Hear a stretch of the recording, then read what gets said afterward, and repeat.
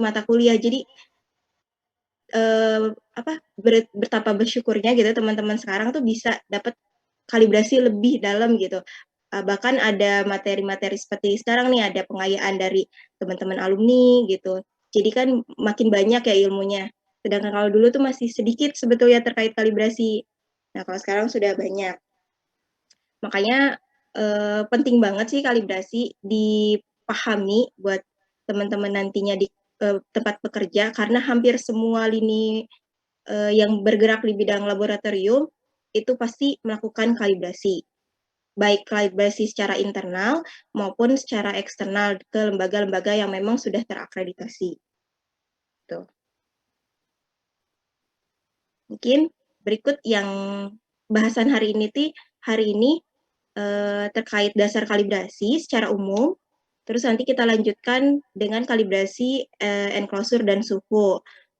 Enaknya sih sebenarnya kalau kalibrasi itu dilakukan dengan praktek secara langsung ya. Jadi kita bisa tahu tuh bagaimana menempatkan sensor atau bagaimana pensettingan suhu di unit under test-nya di alat kita dengan di standar kita. Tapi karena kita memang kondisinya kita daring, nanti kita maksimalkan, mungkin kita bisa saling sharing lah bagaimana sebenarnya proses kalibrasi enclosure dan suhu. Pokok bahasan yang pertama itu terkait dengan rantai ketertelusuran, definisi kalibrasi, terus pentingnya kalibrasi, terus ini juga kita nanti bahas terkait ketertelusuran meteorologi secara kimia itu bagaimana, terus tujuan kalibrasi, manfaat kalibrasi, terus kapan alat yang harus dikalibrasi, kemudian persyaratan kalibrasi itu apa aja, jenis-jenis apa aja sih alat yang harus dikalibrasi dan bisa dikalibrasi, dan bagaimana jenis-jenis kalibratornya, langkah-langkah kalibrasi, dan bagaimana kita membaca sertifikat hasil kalibrasi, implementasi data sertifikat yang biasanya kita terima dari lembaga kalibrasi yang kita gunakan di laboratorium itu seperti apa, dan sedikit tips untuk bagaimana kita ketika ingin mengkalibrasi, langkah-langkahnya itu seperti apa, jangan sampai apa yang kita kalibrasi alatnya itu datanya tidak berguna atau tidak sesuai dengan apa yang kita lakukan di lab gitu. Jadi kita harus tahu apa perencanaan-perencanaan apa saja sebelum kita melakukan kalibrasi alat baik internal maupun eksternal. Selanjutnya kita bahas terkait rantai ketertelusuran. Jadi setiap pengukuran alat atau peralatan yang ada di laboratorium itu harus tertelusur ke satuan standar internasional. Caranya gimana dia tertelusur itu? Ya salah satunya melalui kalibrasi. Kalibrasi itu biasanya untuk alat fisik itu menggunakan standar acuan, sedangkan untuk instrumen kimia itu bahan acuan bersertifikat atau CRM. Nah, untuk rantai ketertelusuran tertinggi itu merupakan rantai ketertelusuran internasional ya, yang biasa mendefinisikan satuan internasional. Biasanya ada di BIPM, lanjut ada di standar primer, itu standar nasional, biasanya lembaga meteorologi nasional atau lab yang ditunjuk, biasanya di Indonesia itu lembaga tertingginya itu di Badan Standarisasi Nasional. Lalu selanjutnya ada standar acuan kalibrasi, itu ada di lab kalibrasi, khususnya yang sudah terakreditasi. Untuk lab kalibrasi sendiri, itu akreditasinya menggunakan ISO IC 17025-2017. Kemudian setelah acuan kalibrasi ada acuan pengujian, itu alat-alat yang dilakukan alat-alat yang ada di lab-lab pengujian. Kemudian rantai ketertelusuran paling bawahnya itu standar kerja atau yang alat-alat yang sudah ada di industri atau di masyarakat umum. Nah, rantai ketertelusuran ini semakin dia ke atas, berarti tingkat ketertelusurannya semakin tinggi, artinya semakin baik hasil pengukurannya. Sedangkan kalau misalnya dia dari atas ke bawah, itu nilai ketidakpastian semakin besar. Artinya nilai ketidakpastian di standar kerja atau di industri pasti lebih besar dibandingkan dengan ketidakpastian yang ada di lab pengujian atau lab kalibrasi sebelumnya. Selanjutnya, kita bahas terkait definisi kalibrasi. Kita harus membayangkan atau menganggap bahwa semua alat yang ada di lab itu tidak cukup baik. Artinya, harus dilakukan kalibrasi, dibuktikan dengan kalibrasi. Makanya penting sekali untuk melakukan kalibrasi karena kita harus tahu nilai kebenaran terhadap alat tersebut. Itu filosofi awalnya ya, kenapa kita harus melakukan kalibrasi. Nah, secara definisi, secara teori, kalibrasi itu merupakan serangkaian kegiatan yang dilakukan untuk menentukan nilai konvensional dari suatu alat ukur dengan membandingkan terhadap standar dan bahan acuan yang tertelusur ke satuan internasional. Intinya, kalibrasi itu menentukan nilai konvensional, membandingkan alat kita dengan alat standarnya yang harus tertelusur ke satuan internasional. Jadi, nilai konvensionalnya seperti apa? Biasanya nilai kalibrasi itu menentukan nilai koreksi dan nilai ketidakpastian. Gitu. Jadi inti dari kalibrasi itu menentukan nilai koreksi dan nilai ketidakpastian dari alat kita yang dibandingkan dengan standar yang terkalibrasi, artinya sudah tertelusur ke satuan internasional. Nah, secara matematis untuk nilai koreksi itu nilai pembacaan standar dikurangi dengan nilai pembacaan alat. Kalau error, kebalikannya, nilai pembacaan alat dikurangi dengan standar. Bagaimana dengan nilai ketidakpastian? Tadi kan nilai konvensional itu kalibrasi ada dua nilai koreksi dan nilai ketidakpastian. Kalau nilai koreksi tadi sudah saya sebutkan, untuk pembacaan standar dikurangi pembacaan alat. Kalau untuk nilai ketidakpastian itu sebenarnya kalau kita bahas ada waktunya sendiri nih. Jadi nilai ketidakpastian itu prosesnya pun agak panjang ya, bagaimana menentukan nilai rumus utamanya seperti apa, menentukan fishbone-nya, membudget apa aja yang menjadi estimasi ketidakpastian, nanti mengukur ketidakpastian baku, ketidakpastian gabungan, terus derajat efektivitas, kemudian sampai nanti ketidakpastian yang diperluas barulah dapat nilai ketidakpastian sebenarnya. Bagaimana selanjutnya pentingnya kalibrasi? Sebenarnya wajib nggak sih kalibrasi? Pasti ada pertanyaan-pertanyaan seperti itu untuk laboratorium. Jadi menurut Undang-Undang Nomor 20 Tahun 2014 tentang SPK itu standarisasi penilai kesesuaian, bahwa menyatakan di pasal 42 pengukuran dalam kegiatan standarisasi dan penilaian kesesuaian harus tertelusur ke satuan sistem internasional. Ya tadi yang saya sebutkan di awal bahwa salah satu caranya dia tertelusur ke satuan internasional yaitu melalui kalibrasi. Lanjut, ketertelusuran ke sistem satuan internasional sebagaimana dimaksud pada ayat 1 dilakukan melalui pengolahan standar nasional, satuan ukur, pengembangan bahan acuan, dan kalibrasi. Di sini disebutkan salah satunya kalibrasi atau bisa juga pengembangan bahan acuan. Untuk biasanya pengembangan bahan acuan itu untuk instrumen-instrumen analisis gitu, kimia. Kemudian di pasal 44 di ayat 3 juga jelas dinyatakan bahwa hasil kalibrasi dinyatakan dalam bentuk laporan atau sertifikat kalibrasi. Biasanya sertifikat kalibrasi ini banyak nih lab-lab yang memang membutuhkan lab yang sudah terakreditasi. Makanya penting sekali kita ketika melakukan kalibrasi untuk mengecek apakah benar lab tersebut telah terakreditasi. Biasanya kita bisa melihat lab mana saja yang sudah melakukan akreditasi melalui badan website Komite Akreditasional gitu. Jadi di situ dijelaskan lab apa saja yang sudah terakreditasi, lingkup apa saja yang sudah terakreditasi, dan batas waktu atau mereka tuh masih ongoing atau tidak sertifikatnya itu ada di website tersebut. Jadi jangan sampai nanti kita sebagai user melakukan kalibrasi, ternyata lab kalibrasinya tidak terakreditasi. Kalau tidak terakreditasi sebenarnya bedanya yang sudah terakreditasi dan belum, kalau yang terakreditasi itu biasanya sudah terjamin ketertelusurannya, jaminan mutu analisisnya, sampai organisasinya pun sudah diaudit atau disesuaikan dengan acuan yaitu ISO IC 17025/2017. Nah, pentingnya kalibrasi menurut undang-undang tadi saya sudah sampaikan. Bagaimana menurut ISO IC 17025? Kenapa menurut ISO 17025 juga disampaikan? Karena tadi yang seperti saya sampaikan bahwa kalibrasi sendiri biasanya lab-lab kalibrasi itu mengacu kepada standar ISO 17025. Karena kan ISO 17025 2017 sendiri merupakan persyaratan umum untuk lab pengujian dan lab kalibrasi. Nah, di sini disebutkan di klausul 6.4.6 di ISO 17025 menyatakan bahwa semua peralatan ukur harus terkalibrasi ketika pengukurannya harus menyatakan ketidakpastian untuk menentukan validitas atau jaminan mutu terhadap hasil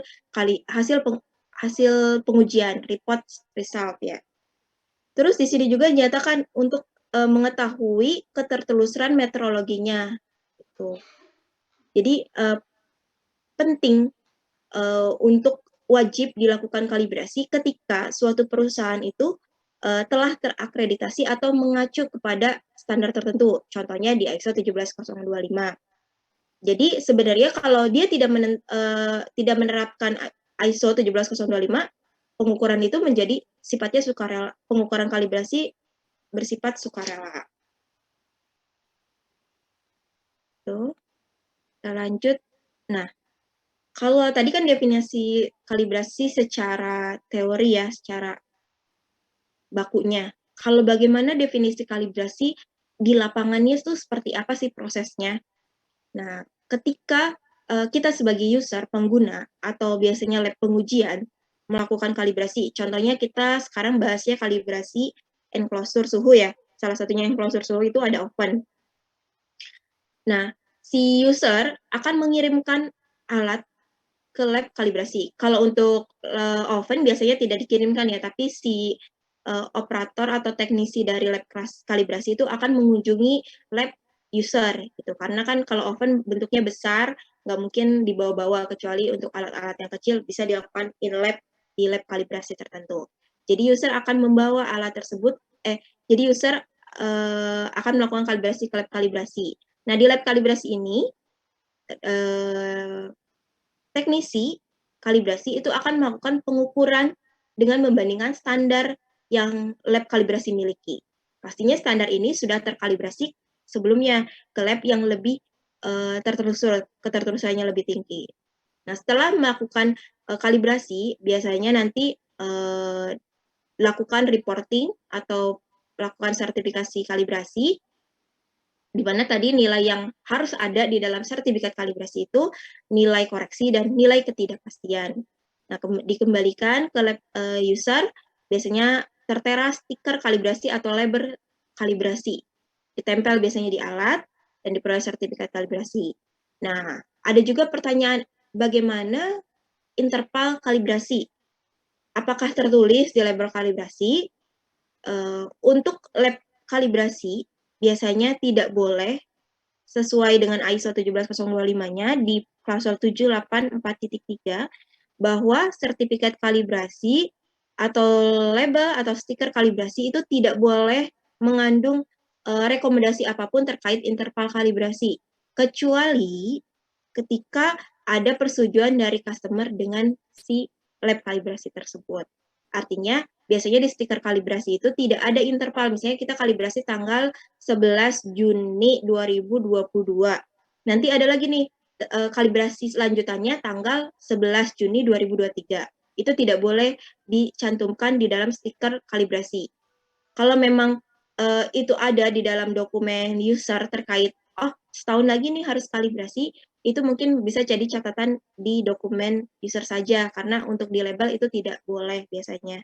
Kecuali untuk lab-lab medis. Biasanya kalau lab medis, di sertifikat sendiri pun dicantumkan kapan dia harus kalibrasi ulang, kapan apakah alat ini layak pakai atau tidak, itu ada di lab untuk alat-alat medis. Nah, untuk alat-alat medis sendiri, biasanya mereka selain menggunakan ISO 17025, ada juga ISO tambahannya, dan ada juga surat keputusan dari Kementerian Kesehatan terkait kalibrasi alat medis tersebut. Karena kan kalau alat medis biasanya mengancam keselamatan manusia ya, langsung berhubungan dengan manusia. Makanya itu ada tambahan aturan-aturan yang memang harus ditambahkan untuk kalibrasi alat-alat medis.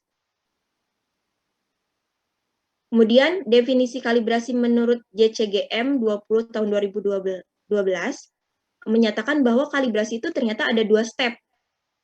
Step pertama tadi yang kita bahas ya, membandingkan alat ukur dengan alat standar untuk menentukan nilai korelasi dan nilai ketidakpastian. Pastinya alat ukur itu dibandingkan dengan standar yang sudah terkalibrasi. Itu biasanya ada di lab kalibrasi. Nah, setelah lab kalibrasi melakukan prosesnya dan menghasilkan sertifikat kalibrasi, nah ternyata di lapangan tuh harus digunakan nih sertifikat kalibrasi itu. Jadi gunakan informasi tersebut, artinya informasi sertifikat kalibrasi tersebut untuk membuat sebuah relasi atau hubungan untuk mendapatkan sebuah hasil pengukuran dari suatu pertunjukan. Jadi intinya sertifikat yang kalibrasi yang kita dapat itu harus kita gunakan di lab di lapangan gitu. Jangan sampai itu menjadi sebagai formalitas dokumentasi dari ISO 17025 saja atau hanya sekedar ya sudah yang penting kita sudah proses kalibrasi ditaruh aja di lab atau di lemari gitu. Tapi hasilnya tidak di-review apakah ini mengalami penyimpangan yang signifikan atau tidak dan nilai koreksinya dimasukkan ke dalam perhitungan atau tidak. Itu harus dimasukkan. Jadi untuk ini lebih lengkap lagi nih definisinya. Jadi tidak hanya melakukan pengukuran nilai ketidakpastian dan koreksi, tetapi mengimplementasikan apa yang ada di sertifikat kalibrasi untuk di lapangan. Nah, ini sedikit bagaimana ketertelusuran meteorologi secara kimia. Misalnya kita kan mayoritas kalau di Politeknik AK kita melakukan pekerjaan di laboratorium ya. Contohnya misalnya kita melakukan pengujian secara gravimetri ya. Nah, kalau kita melakukan pengujian secara gravimetri, kita pasti menggunakan timbangan analitik. Artinya, timbangan analitik yang kita gunakan harus terkalibrasi. Nah, biasanya analitik ini dikalibrasi oleh anak timbang. Nah, anak timbang ini yang ada biasanya di lab kalibrasi. Lalu, anak timbang yang ada di lab kalibrasi ini dikalibrasi lagi nih ke standar nasional, biasanya ke BSN. Nah, di BSN, alat yang standar di BSN dikalibrasi lagi nih ke standar internasional yang tadi saya sampaikan yang rantai ketertelusuran. Artinya, timbangan analitik ini tertelusur nih pengukurannya. Karena kalau dilihat di runut, ternyata dia terkalibrasi ke lab yang terakreditasi, ke lab alat yang di lab kalibrasi juga terkalibrasi lagi gitu ya. Lanjut, ini hanya alat timbangan analitik secara gravimetri. Nah, setelah biasanya kalau di lab pengujian, setelah kita nimbang, kita buat larutan. Pembuatan larutan. Nah, larutan ini juga pembuatannya pasti pakai alat gelas. Alat gelas ini pastilah dikalibrasi. Alat gelas dikalibrasinya biasanya pakai timbangan analitik juga. Ya, pastinya timbangan analitik ini sudah terkalibrasi, tertelusur. Nah, setelah dilakukan preparasi di lab, menggunakan alat gelas, dan segala macam, biasanya hasilnya kita cek di instrumen. Ini misalnya di spektro. Nah, instrumen ini juga harus terkalibrasi. Bagaimana terkalibrasinya? Biasanya menggunakan CRM. CRM atau menggunakan filter-filter yang standar yang digunakan untuk kalibrasi spektro. Nah, hasil dari pengujian di lab ini, dari mulai kita menimbang, preparasi, sampai menganalisis di instrumen, biasanya dapatlah hasil laporan pengujian. Nah, hasil laporan pengujian ini kan biasanya ada nilai benar plus ketidakpastian yang 95% dengan K2, di mana biasanya ada kurva kalibrasi, Y sama dengan A plus BX, maka R-nya harus berapa, syarat keberterimaannya ada berapa. Nah, data hasil kalibrasi pengujian ini dinyatakan valid jika ini juga dinyatakan oleh lab user sendiri. Biasanya ada di panduannya, di metodenya, jadi ditetapkan. Nah, artinya laporan hasil pengujian ini sudah tertelusur ke satuan internasional karena alat yang digunakan pada saat pengujian, preparasi, dan penimbangan semuanya ini sudah terkalibrasi. Jadi nilai koreksi dari kalibrasi timbangan analitik, koreksi dari kalibrasi alat gelas, koreksi dari instrumen, sudah diperhitungkan di dalam laporan hasil pengujian, dimasukkan bagaimana koreksinya nilainya. Itu yang sebetulnya diharapkan dari lab kalibrasi atau diharapkan dari ISO 17025 bahwa kalibrasi ini bisa menjamin laporan hasil pengujian gitu. Jangan sampai apa yang sudah dilakukan kalibrasi-kalibrasi sebelumnya itu hanya sebagai formalitas gitu. Jadi harusnya ini masuk ke dalam perhitungan laporan hasil pengujian. Lanjut, untuk tujuan kalibrasi, pertama mencapai ketertelusuran pengukuran. Hasil pengukuran dapat dikaitkan atau ditelusur sampai ke standar yang lebih tinggi. Jadi intinya tadi ya, untuk mencapai ketertelusuran pengukuran. Yang kedua, menentukan deviasi penyimpangan kebenaran nilai konvensional penunjukan suatu instrumen ukur. Menentukan tadi nilai koreksi dan nilai ketidakpastian. Selanjutnya, menjamin hasil-hasil pengukuran sesuai dengan standar nasional maupun internasional. Bagaimana manfaat kalibrasi? Manfaat kalibrasi itu menjaga kondisi instrumen ukur dan bahan ukur agar tetap sesuai dengan spesifikasinya, untuk mendukung sistem mutu yang diterapkan di berbagai industri pada peralatan laboratorium dan produksi yang dimiliki. Tadi dia misalnya menggunakan sistem mutu ISO 9001, mungkin ada yang mewajibkan atau 17025, jadi mendukung sistem mutunya. Nah, selanjutnya bisa mengetahui perbedaan penyimpangan antara harga benar dan harga yang ditunjukkan oleh alat ukur. Selanjutnya, kapan alat harus dikalibrasi? Jadi, alat harus dikalibrasi itu pertama, perangkat baru, artinya alat yang baru kita beli, alat yang baru kita peroleh, yang kita tidak tahu misalnya hibahan atau apa, itu baiknya dikalibrasi, biar kita tahu bagaimana nilai koreksi dan ketidakpastiannya. Kemudian, suatu perangkat setiap waktu tertentu, artinya tergantung panduan atau dokumen dari user, misalnya dia menetapkan 1 tahun sekali, 6 bulan sekali, itu juga harus kalibrasi. Terus atau setiap perangkat setiap waktu penggunaan tertentu, misalnya ada alat yang penggunaan operasionalnya padat banget, hampir tiap hari alat ini digunakan. Setelah dilakukan jaminan mutu internal oleh lab pengujian tersebut melalui kontrol chart atau melalui cek antara di laboratorium, ternyata ini mengalami penyimpangan atau kayaknya hasil cek antaranya sudah tidak baik gitu, ada naik turunnya yang lumayan mencurigakan, itu juga baiknya waktu kalibrasinya mungkin bisa dipersempit. Atau bisa jadi setelah lakukan pengecekan jaminan mutu internal oleh lab pengujian, ternyata hasilnya tidak berpengaruh signifikan nih, tidak ada perubahan yang signifikan. Oh, saya memperpanjang, itu juga menjadi kebijakan dari lab pengujian gitu. Kemudian ketika suatu perangkat mengalami tumbukan atau getaran yang berpotensi mengubah hasil kalibrasi. Misalnya ini contohnya untuk alat timbangan. Kalau timbangan itu kan biasanya harus ditempatkan di tempat yang tidak boleh ada getaran, terus harus datar. Nah, ketika dia misalnya ada potensi ada bencana alam, misalnya ada gempa bumi yang cukup besar, itu harus dilakukan kalibrasi. Atau misalnya melalui adanya perpindahan laboratorium, misalnya dari lab A, tadinya timbangannya ada di lab A, dipindahkan ke lab B. Berarti itu juga harus dikalibrasi, karena kan tempatnya berbeda. Selanjutnya, waktu yang harus alat dikalibrasi itu ketika hasil pengamatan dipertanyakan.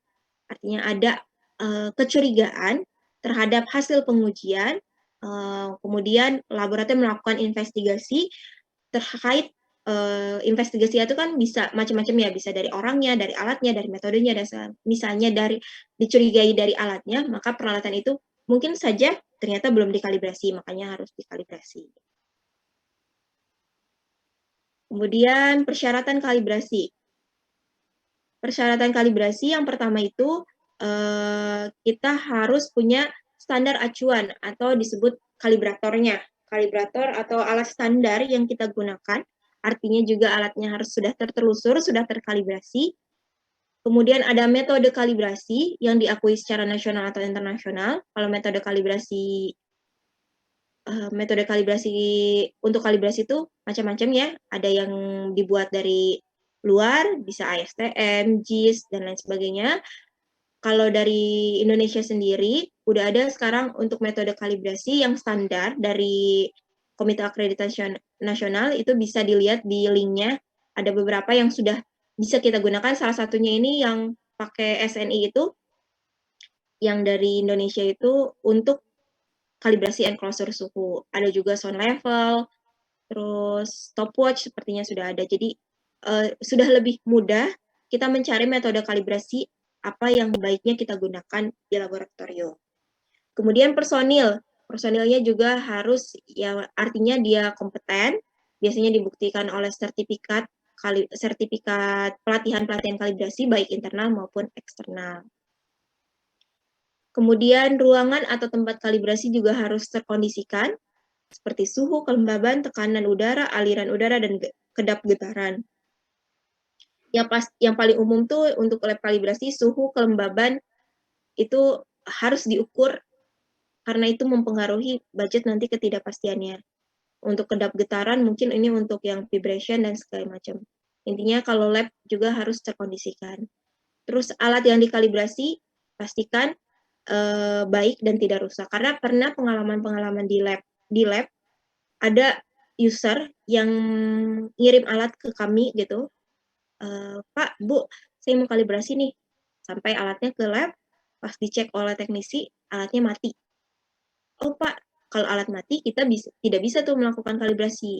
Karena kan kondisi alat, ya persyaratan untuk kalibrasi itu ya alatnya berfungsi dengan baik, kondisinya nyala atau emang satuan pengukurannya juga benar gitu. Kalau sudah misalnya mati, blank gitu, itu udah tidak bisa dikalibrasi. Jadi pastikan alat memang beroperasi dengan baik.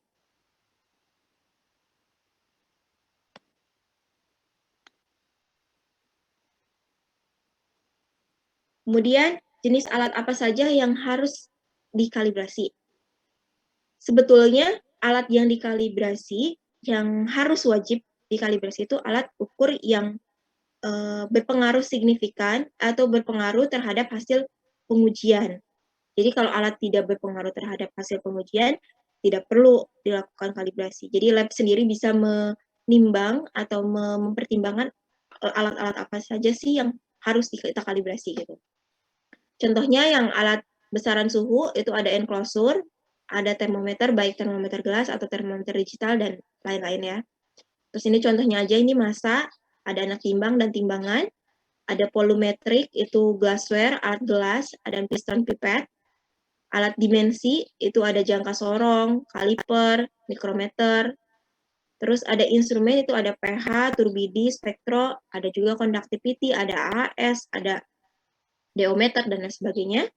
Terus besaran tekanan itu ada vacuum gauge, differential pressure gauge, manometer, dan lain sebagainya. Ada lagi sebenarnya ada kelistrikan, terus ada juga waktu, stopwatch, putaran, dan lain sebagainya. Sebenarnya ini masih banyak jenis alat apa saja yang dikalibrasi, ini hanya beberapa contoh yang saya sampaikan. Nah, tadi yang saya sebelumnya sampaikan bahwa untuk mengetahui lab sudah terakreditasi sendiri, bisa kita lihat di website Komite Akreditasi Nasional. Biasanya nanti kita bisa lihat contohnya seperti ini nih. Untuk ruang lingkup lab yang sudah terkalibrasi, ada besaran-besarannya dijelaskan. Jadi besarannya suhu, alatnya apa, rentang ukurnya berapa, dan nilai ketidakpastiannya berapa. Jadi ini ada CMC yang dilaporkan oleh lab kalibrasi. Dan bahkan metodenya pun disebutkan metode yang digunakan untuk kalibrasi tersebut apa. Ini salah satu contoh sertifikat akreditasi untuk kalibrasi yang sudah terakreditasi. Nah, kemudian jenis-jenis kalibrator. Kalau jenis kalibrator sendiri, itu bentuknya ada yang bentuk instrumen. Instrumen itu artinya dia bentuknya kayak electrical, bisa enclosure, apa namanya, standar kalibratornya bentuknya seperti ini nih. Ini standar enclosure midi loader untuk merekam suhu. Terus ada digital thermometer, ada multimeter. Multimeter juga bentuknya agak besar sih. Dia bentuknya instrumen. Terus ada yang bentuk objek ukur. kalau objek ukur itu anak timbang, kayak anak timbang atau filter standar. Nah, ini contoh filter standar. Kemudian ada alat ukur atau bantu atau media. Media itu penggaris. Penggaris itu biasanya digunakan untuk kalibrasi tekanan, untuk mengukur ketinggian standar dengan UJT. Terus ada barotermohygrometer, ini untuk mengetahui kondisi lingkungan, makanya ini disebut alat bantu. Oil bath itu sebagai media untuk kalibrasi termometer digital atau termometer gelas. Kemudian ada yang bentuknya CRM, itu analis untuk kalibrasi instrumen analisis, biasanya ada baper pH, ada potassium chloride solution, ini KCl untuk kalibrasi conductivity. Kemudian langkah-langkah kalibrasi. Pertama, untuk melakukan kalibrasi kita harus mengkondisikan kondisi lingkungan. Artinya, kalau kita melakukan kalibrasi misalnya anak timbangnya ini biasanya harus sudah masuk ke lab minimal setengah jam sebelum kalibrasi. Jadi mengkondisikan kondisi alat yang kita kalibrasi di laboratorium terlebih dahulu. Kemudian setelah kita tahu kondisinya, kita memilih metodenya bisa tadi ya, bisa yang dari nasional atau internasional. Kalau dari nasional mungkin lebih gampang karena udah penggunaannya juga lebih fleksibel gitu. Kemudian setelah kita memilih metode kalibrasi, kita menyiapkan alat standar. Tadi ya, alat standarnya apa saja kita siapin. Kemudian pelaksanaan kalibrasinya, pengukurannya, dan membuat laporan hasil kalibrasi. Ini contoh sertifikat kalibrasi yang dikeluarkan oleh Siskal ya. Ini contohnya aja. Jadi apa-apa saja yang harus ada di laporan sertifikat kalibrasi itu tercantum di klausul 7.8 di ISO 17025. Jadi wajib ada di sertifikat kalibrasi. Yang harus ada itu logo pengakuan. Ini kalau misalnya sudah terakreditasi ya.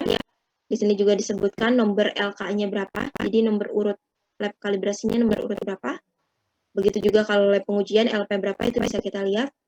Terus ada nama lab, misalnya ada alamat, ada logo dan segala macam. Terus ada judul dan nomor sertifikat. Judulnya sertifikat kalibrasi. Mungkin kalau pengujian sertifikat pengujian. Ada nomor sertifikat. Ini mungkin tergantung lab. Nomor sertifikatnya bisa di combine ya sesuai dengan panduan dokumennya. Terus kemudian identitas alat, mulai dari nama alatnya apa, mereknya apa, dan tipe dan nomor seri. Kemudian identitas pelanggan, ini nama perusahaannya apa, dan alamat perusahaannya apa. Ini wajib dicantumkan, kenapa? Karena bisa jadi satu perusahaan itu punya 2 cabang atau lebih dari 2 cabang. Jadi alamat ini penting dicantumkan. Kemudian nomor dan jumlah halaman, nomor halaman berapa dari jumlah halaman berapa, ini juga penting. Jumlah halaman ini penting sekali dicantumkan, kenapa? Karena khawatirnya ketika sertifikat kalibrasi itu lebih dari 1 halaman, ada 2 atau 3, ternyata tercecer halaman 3-nya, kita nggak tahu itu untuk alat yang mana. Biasanya lab itu kan punya misalnya opennya ada 3, nomor serinya yang ngebedain cuma nomor serinya aja. Itu sedangkan di halaman terakhir tuh biasanya tidak tercantum nomor seri atau gimana. Jadi untuk menghindari kesalahan dalam pengarsipaan sebenarnya. Selanjutnya itu tanggal pengesahan, tanggalnya berapa, dan pengesahan laporan. Nah, pengesahan laporan sendiri ini juga sebenarnya bisa dilakukan secara elektronik. Sudah diperbolehkan oleh ISO 17025/2017. Kemudian ini halaman keduanya. Ada identitas alat, UUT atau unit under test. Ini lebih detail dibandingkan di halaman pertama. Karena ini ada nama, ada merek, ada tipe, nomor seri, rentang ukur, resolusi alatnya berapa, terus sampai ini ada tanggal kalibrasi, tanggal berapa, tempat kalibrasinya di mana, ini nomor order atau ini identitas dari perusahaan. Kemudian ada identitas pelanggan enggak. Kemudian identitas standar. Identitas standar ini standar apa yang digunakan, nama alatnya, mereknya apa, tipenya apa, resolusinya berapa standarnya, terus dia ketertelusurannya kemana, biasanya disebutkan lab kalibrasinya, artinya ini kalibrasi di lab mana dengan nomor sertifikat berapa. Jadi kita bisa tahu di lab sertifikat kalibrasi itu sertifikat kalibratornya dari mana juga gitu. Terus kondisi lingkungan disampaikan, suhu dan kelembabannya, kemudian hasil kalibrasinya. Ini salah satu contoh hasil kalibrasi dari enclosure suhu yang akan kita bahas selanjutnya.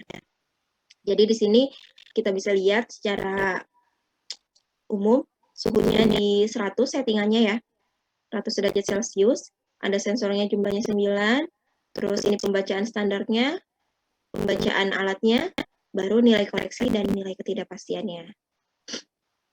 Ini baru kalau di enclosure sendiri nanti kita bahas ada keseragaman suhu, kestabilan suhu, dan variasi suhu. Jadi ini ada tambahan laporannya.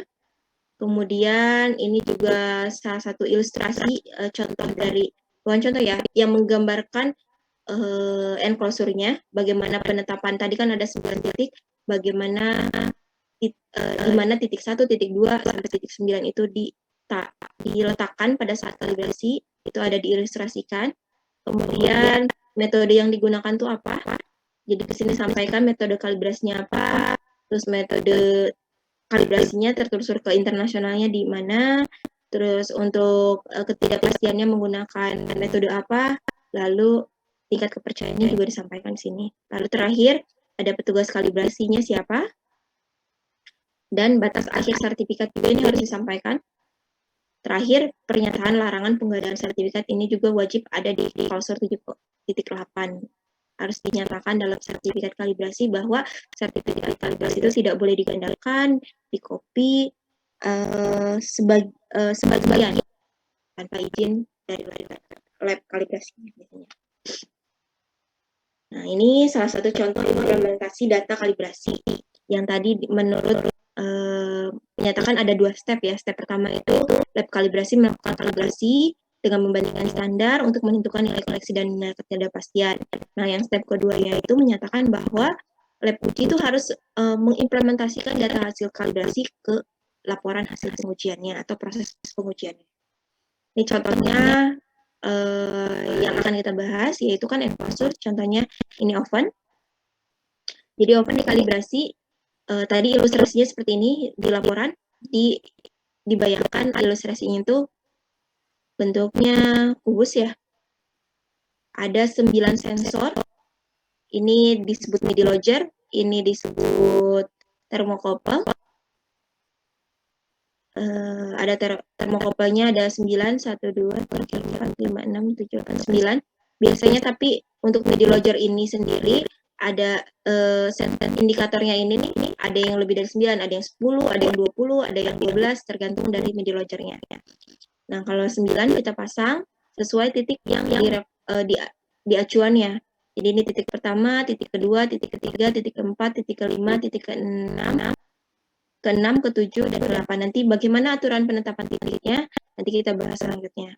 Ini contohnya aja ya, kalau implementasi. Jadi pada saat kalibrasi, ternyata hasil pembacaan setting suhu, misalnya kita setting suhu kalibrasi oven ini 100 derajat Celcius, ternyata di standar yang pembacaannya ini, standar alat lab kalibrasi itu menyatakan 105.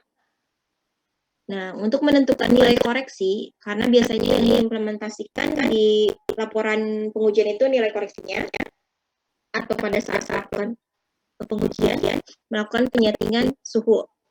Nah, koreksi itu kan standar dikurangi pembacaan alat ukur. Tes ya, ini tes standar dikurangi tes. Standarnya 100,5, tesnya 100, hasilnya koreksinya 0,5 derajat. Ini hasil yang dikeluarkan oleh lab kalibrasi. Pada saat lab pengujian menerima hasil ini, maka data ini tuh harus diimplementasikan pada saat pengukuran. Contoh, pada saat pengukuran, misalnya dia lagi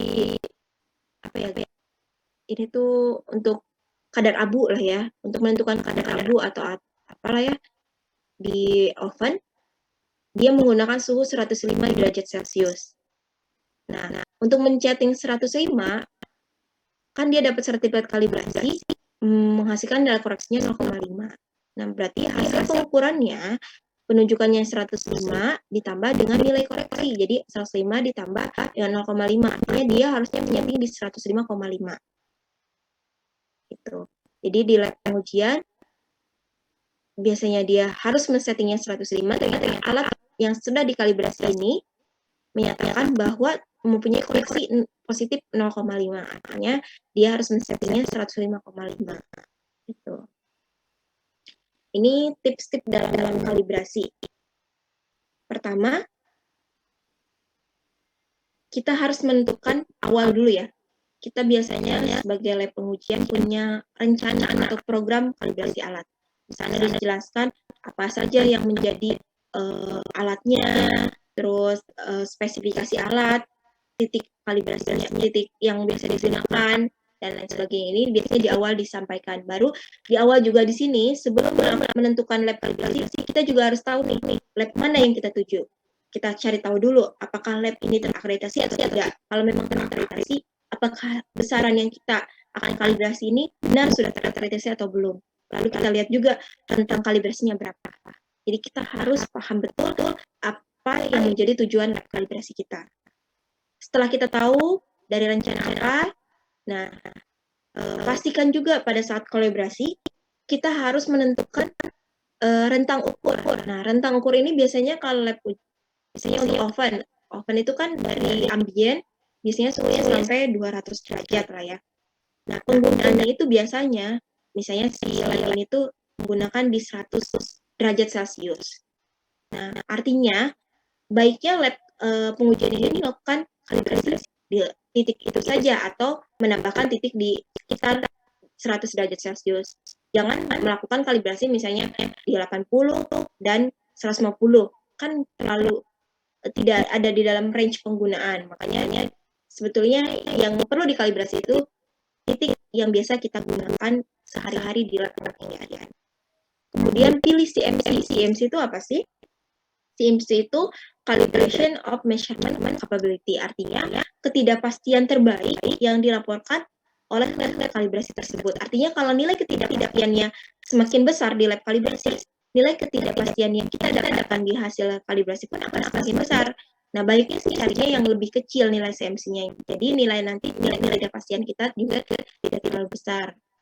Terus sesuaian metode, kalau misalnya ada request metode apa yang kita ingin dilakukan, itu bisa ditentukan juga dilihat dari ruang lingkup yang sudah ada di web Komite Akreditasi Nasional. Kemudian setelah hasil kalibrasi kita keluar, kita lakukan jaminan hasil kalibrasi dengan cara pertama merekam kondisi sebelum dan setelah kalibrasi. Jadi sebelum kalibrasi itu kan biasanya lab-lab telah melakukan jaminan mutu internal, misalnya mungkin kontrol cat atau segala macamnya, itu dilakukan perekaman kalau sebelum kalibrasi itu berapa koreksinya, atau biasanya dilakukan kalibrasi internal oleh lab kalau misalnya memiliki standarnya gitu ya, atau setelah kalibrasi pun dicek apakah hasilnya signifikan sebelum atau setelah.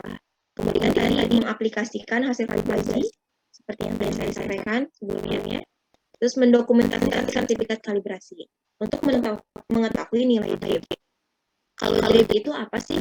Drip itu nilai koreksi beberapa kali kalibrasi. Jadi artinya berapa penyimpangan nilai koreksi dari kalibrasi sebelumnya. Biasanya kalau drip ini bisa dilihat kalau misalnya alat kita itu sudah dikalibrasi lebih dari 2 atau 3 kali, misalnya 3 kali kalibrasi. Jadi kalibrasi pertama koreksinya berapa, kalibrasi kedua koreksinya berapa, kalibrasi ketiga koreksinya berapa. Nanti dari hasil 3 kali kalibrasi ini kita hitung nilai dripnya dengan cara misalnya setengah nilai terkecil dan nilai terbesar dibagi 2, itu nilai dripnya. Jadi penyimpangannya berapa.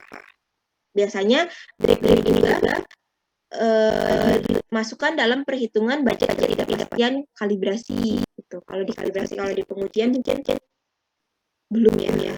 Saya juga kurang tahu sih. Kalau di kalibrasi ini wajib gunakan. Bagaimana kalau misalnya alatnya hanya baru dikalibrasi 1 kali? Misalnya dripnya bisa dilihat dari nilai drip alat yang sejenis. Artinya misalnya alatnya oven, kita punya alat sebelumnya oven, atau mungkin bisa juga lihat dari spesifikasi alat yang kita miliki. Nah, untuk kesimpulan dari dasar-dasar kalibrasi ini sendiri, pertama, kalibrasi ini bersifat sukarela dan dianggap wajib jika suatu lembaga memiliki acuan standar tertentu. Artinya, dia tadi yang saya sampaikan, boleh atau tidaknya kalibrasi, wajib atau tidaknya kalibrasi tergantung dari lab pengujian itu sendiri. Biasanya dianggap wajib, yaitu ketika lab mempunyai acuan tertentu, mengikuti acuan-acuan misalnya karena dia terakreditasi, punya acuan tertentu, artinya biasanya ada dalam klausul acuannya bersifat wajib. Kemudian proses kalibrasi adalah cara untuk menjaga mata rantai ketelusuran yang tersambung ketika hasilnya diaplikasikan. Artinya kalibrasi ini menjadi benar nilai ketelusurannya kalau diaplikasikan di lab. Jangan sampai misalnya ya kita kalibrasi aja formalitas, tapi hasilnya kita nggak review, hasilnya nggak pakai di lab. Artinya itu juga akan menjadi rantai ketelusuran yang terputus. Terus pastikan pada saat kalibrasi beri kondisi sedekat mungkin dengan penggunaan di lapangan. Jadi alat-alat yang kita kalibrasi pastikan dilakukan kalibrasi dengan titik atau pengukuran sedekat mungkin yang biasa kita lakukan di lapangan. Kemudian stasiun kalibrasi merupakan data berharga yang mencerminkan karakteristik alat sehingga perlu didokumentasikan dengan baik untuk pemanfaatan lebih lanjut. Artinya tadi ya, pemanfaatan lebih lanjut itu untuk menentukan nilai drip atau untuk mengetahui kondisi alat dari mulai beli sampai kita pakai beberapa tahun, apakah mengalami penyimpangan, mengalami penurunan kinerja atau bagaimana, itu bisa dinilai dari hasil tersebut. Demikian mungkin untuk dasar-dasar kalibrasi. Sampai sini kita langsung masuk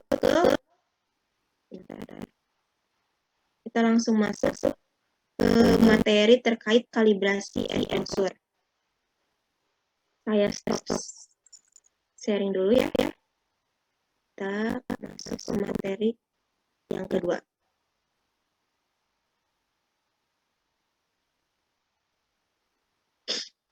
Nah, selanjutnya kita bahas terkait kalibrasi enclosure dan suhu. Pokok bahasan yang saya sampaikan, pertama terkait pengertian enclosure dan suhu, kedua jenis-jenis enclosure suhu, ketiga metode kalibrasinya apa, keempat dokumen acuannya, kelima ruang lingkup, keenam peralatan standarnya, dan proses kalibrasinya sampai nanti selesai penghasilan sertifikat. Pertama, enclosure suhu itu apa? Jadi enclosure itu artinya pagar. Kalau enclosure suhu itu suhu yang terperangkap dalam wadah tertutup. Artinya dia punya ruang-ruang kerja, ruang-ruang tertutup. Tujuannya kalibrasi enclosure itu untuk mengukur karakteristik keseragaman suhu dan stabilitas serta akurasi penilaian enclosure suhu dalam ruang kerja. Jadi nanti ada nilai selain nilai tadi ketidakpastian dan nilai koreksi. Biasanya untuk enclosure suhu nanti ada nilai keseragaman suhu, stabilitas dan akurasi penunjukan enclosure. Jadi ada bahan laporannya biasanya. Jadi nggak hanya ketidakpastian dan nilai koreksi saja. Nah, ini jenis suhu ya, enclosure suhu. Ini untuk climatic chamber, itu bentuknya steam atau uap air, dan ini juga untuk outlet. Kalau climatic chamber ini biasanya selain suhu, dia ditambahkan ada untuk pengukuran humidity atau kelembapan. Untuk outlet, selain itu juga ditambah dengan pressure atau tekanan. Nah, kemudian untuk yang jenis-jenis enclosure yang kering, biasanya dia ini ada freezer ya, ada refrigerator, ini inkubator, ini oven, ini furnace atau tanur ya, ini. Jadi ini untuk yang enclosure bentuknya kering. Kalau bentuknya cairan, ada cairannya, ada liquid, ada water, bat atau calibration bat. Nah, ini juga bisa dilihat rentang suhunya mulai dari yang minus sampai yang 1500 di furnace. Jadi yang kita bahas kali ini untuk enclosure itu hanya terbatas untuk yang kering saja. Kenapa? Karena kalau yang uap, ini climate chamber nih punya, nanti kita bahas karena dia ada tambahan humidity ini acuannya beda lagi dengan yang kering gitu. Kalau climate chamber di sini digunakan untuk kalibrasi temperature hidrometer tuh. Jadi ini rentang mulai dari minus ya. Kalau freezer itu misalnya dari minus 40, minus 30 sampai 0. Kalau refrigerator itu dari 0 sampai sekitar 20 derajat. Kalau inkubator itu dari ambient, ruang dengan sampai 100, open sampai 200 dari ambient. Kalau furnace itu bisa dari 300 sampai 1500 atau sampai 1000. Dengan ruang ini jadi rentang enclosure itu benar-benar dari yang negatif sampai yang positif ya. Positifnya juga yang suhu tinggi. Gitu. Yang kita bahas kali ini untuk enclosure suhu hanya untuk yang tengah saja ya. Nah, bagaimana kenapa tidak dibahas yang atas dan bawah? Ini alasannya ini ya. Pertama, dari dokumen acuannya yang beda. Kalau untuk yang climate chamber, suhu dan beban itu dokumen acuannya bisa IEC 0068-3/5 tahun 2018. Terus bisa juga IEC 0068-366 tahun 2012 atau juga bisa pakai Euramet C20. Jadi untuk climate chamber ini masih belum ada panduan dari Komite Akreditasi Nasional secara resmi. Jadi masih pakai standar internasional. Bisa dipilih pakai metode mana. Nah, ini alasannya kenapa dia nggak masuk ke dalam enclosure, karena dia ada chamber, ada kelembabannya di dalam chamber tersebut. Kemudian autoclave juga nggak masuk ke dalam enclosure. Biasanya kalau di country autoclave itu masuk ke dalam instrumen analisis nih. Jadi alatnya disebutnya instrumen analisis. Nah, dia acuannya itu masih internasional pakai BS 2646-1 2021. Ya, karena ini ada autoclave itu ada tekanannya ya. Jadi pengukuran suhu dengan tekanan. Kemudian calibration bat itu pakai ASTM E24488-09 tahun 2014. Ini juga masuk ke dalam enclosure. Jadi yang kita bahas sekarang itu enclosure, contohnya ada oven, furnace, refrigerator, freezer, water. Ini menggunakan dokumen acuan itu kan KPD 00204. Ini bisa diakses sebenarnya di website kan secara gratis terkait kalibrasi enclosure. Kalibrasi calibration bat itu memerlukan metode lain tambahan. Terus refrigerator medis juga itu ada namanya IRS 3664.2 metode kerja dari Dirjen karena kan refrigerator kalibrasi dengan lab medis beda dari tadi yang saya sampaikan. Kalau untuk medis itu terkait dengan berhubungan langsung dengan pasien. Jadi makanya perlu ada tambahan metode atau dokumen acuan lainnya. Biasanya ya dari Kementerian Kesehatan. Ini dokumen acuannya tadi kan PD 0204 itu seperti ini. Ini bisa di-download gratis di kan. Terus yang ini kalau untuk kalibrasi enclosure sendiri selain dari dokumen panduan PD 0204 ada tambahan lagi dokumen acuannya itu untuk menentukan nilai ketidakpastian menggunakan ini guide GUM 1995. Nah, ruang lingkup kalibrasi untuk enclosure itu dilakukan dengan mengukur variasi keseragaman suhu, stabilitas suhu, dan variasi kesuhuan. Tadi tambahan ini dengan akurasi penunjukan mulai dari minus 90 sampai 1400. Ini yang tertera di acuan kan PD 0204 ya. Jadi rentang ukur yang dikalibrasi itu dari minus 90 derajat Celcius sampai 1100 derajat Celcius. dan berlaku untuk semua enclosure yang berisi udara dan gas pada tekanan atmosfer dan tidak tergantung pada ukuran enclosure, metode konstruksi dan jenis dan tujuan lainnya. Jadi kalau enclosure itu contohnya ini sketsa tipikal enclosure, jadi ada set point untuk ngeset suhunya, terus ada indikator alatnya, indikator pembacaan setelah di set itu berapa derajat yang biasa ditampilkan, baru ada ruang kerja tadi yang disebut enclosure karena agak tertutup, artinya ada ruang tutup, ada ruang kerja.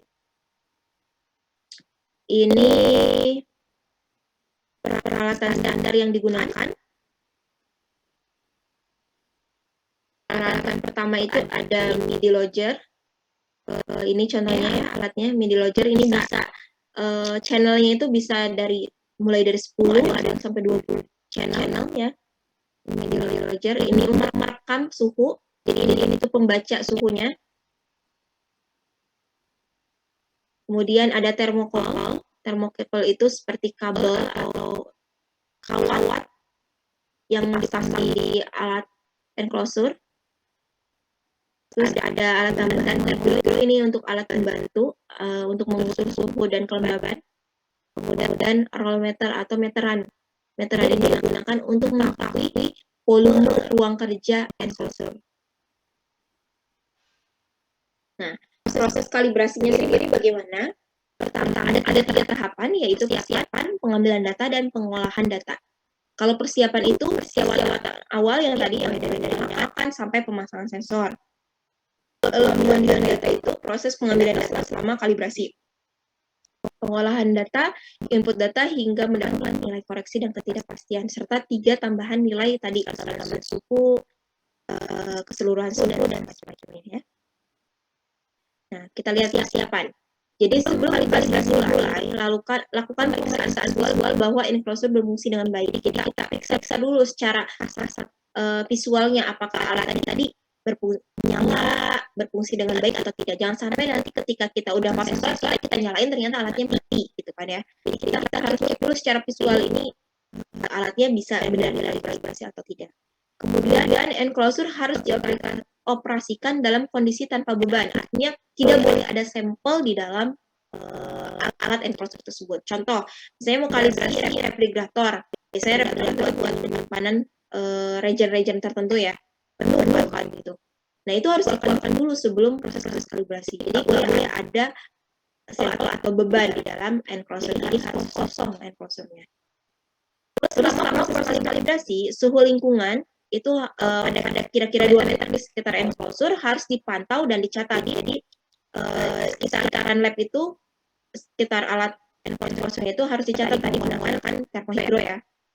Berapa suhunya? Biasanya pencatatan suhu itu sebelum proses kalibrasi, pada saat proses kalibrasi, dan setelah proses kalibrasi. Jadi 3 kali pencatatan suhu dan kelembaban.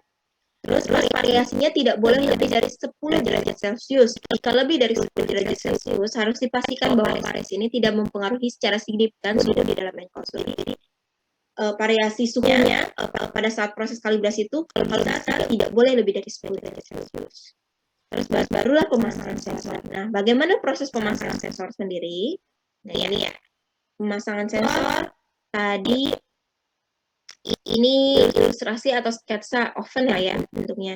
Jadi kalau ruang kerja enclosure kurang dari 1 meter kubik, itu pemasangan sensornya minimal 9 sensor suhu. Artinya kalau 1 meter kubik, ini panjang kali lebar kali tingginya, misalnya 1 meter ya. 1 kali 1 kali 1 jadi 1 meter kubik. Nah, kalau 1 meter kubik cukup 9 sensor yang dipasang. Pemasangannya di mana? Di pojok 1, 2, 3, 4. Terus 5, 6, 7, 8. Baru di jalan ini sebagai acuan di tengah-tengah. Ini benar-benar di tengah-tengahnya kita pasang sensornya. Nah, pemasangan sensor ini juga tidak boleh menempel kepada dinding enclosure. Jadi harus ini ada jarak 2,5 cm di sekitar. Gitu untuk pemasangan sensornya. Nah, jika ruang enclosure-nya lebih dari 1 meter kubik, ini volumenya lebih besar ya. Jadi pemasangan sensornya di pemasangan sensor di setiap jarak antar sensornya tidak melebihi 100 cm, dengan satu sensor harus ditempatkan di setiap posisi sudut dan dinding sekitar 5-10 cm dari dinding. Jadi kalau misalnya tadi kan yang kurang dari 1 meter kubik itu 1 meter kali 1 meter ya. Misalnya ini ternyata 2 meter kali 2 meter lah ya. Berarti kan lebih dari 1 meter kubik. Nah, kalau gitu artinya pemasangan sensornya kita pasang di sensor sini sesuai dengan aturan tadi ya. Enclosure kurang dari 1 meter kubik, kita pasang sensor satu jaraknya itu tidak boleh lebih dari 1 meter, tidak boleh lebih dari 100 cm atau 1 meter ya. Nah, kemudian pasang lagi 1 meter kemudian. Gitu. Kalau misalnya ternyata panjang ini tuh ternyata 1,5 meter. Nah, 1,5 meter kan panjangnya. Kita pasang di ujung sini 1, di ujung sini 1, ini kan 1,5 meter. Nah, kita tambahkan 1 di tengah-tengah. Gitu. Jadi pastikan tidak boleh jaraknya 1 meter itu lebih dari 1 meter antar sensor. Jadi begitu juga untuk tingginya sama ya. Kalau ini tingginya ternyata 1,5 meter, berarti pasang di ujung 1, tambahkan 1 di tengah-tengah sensor.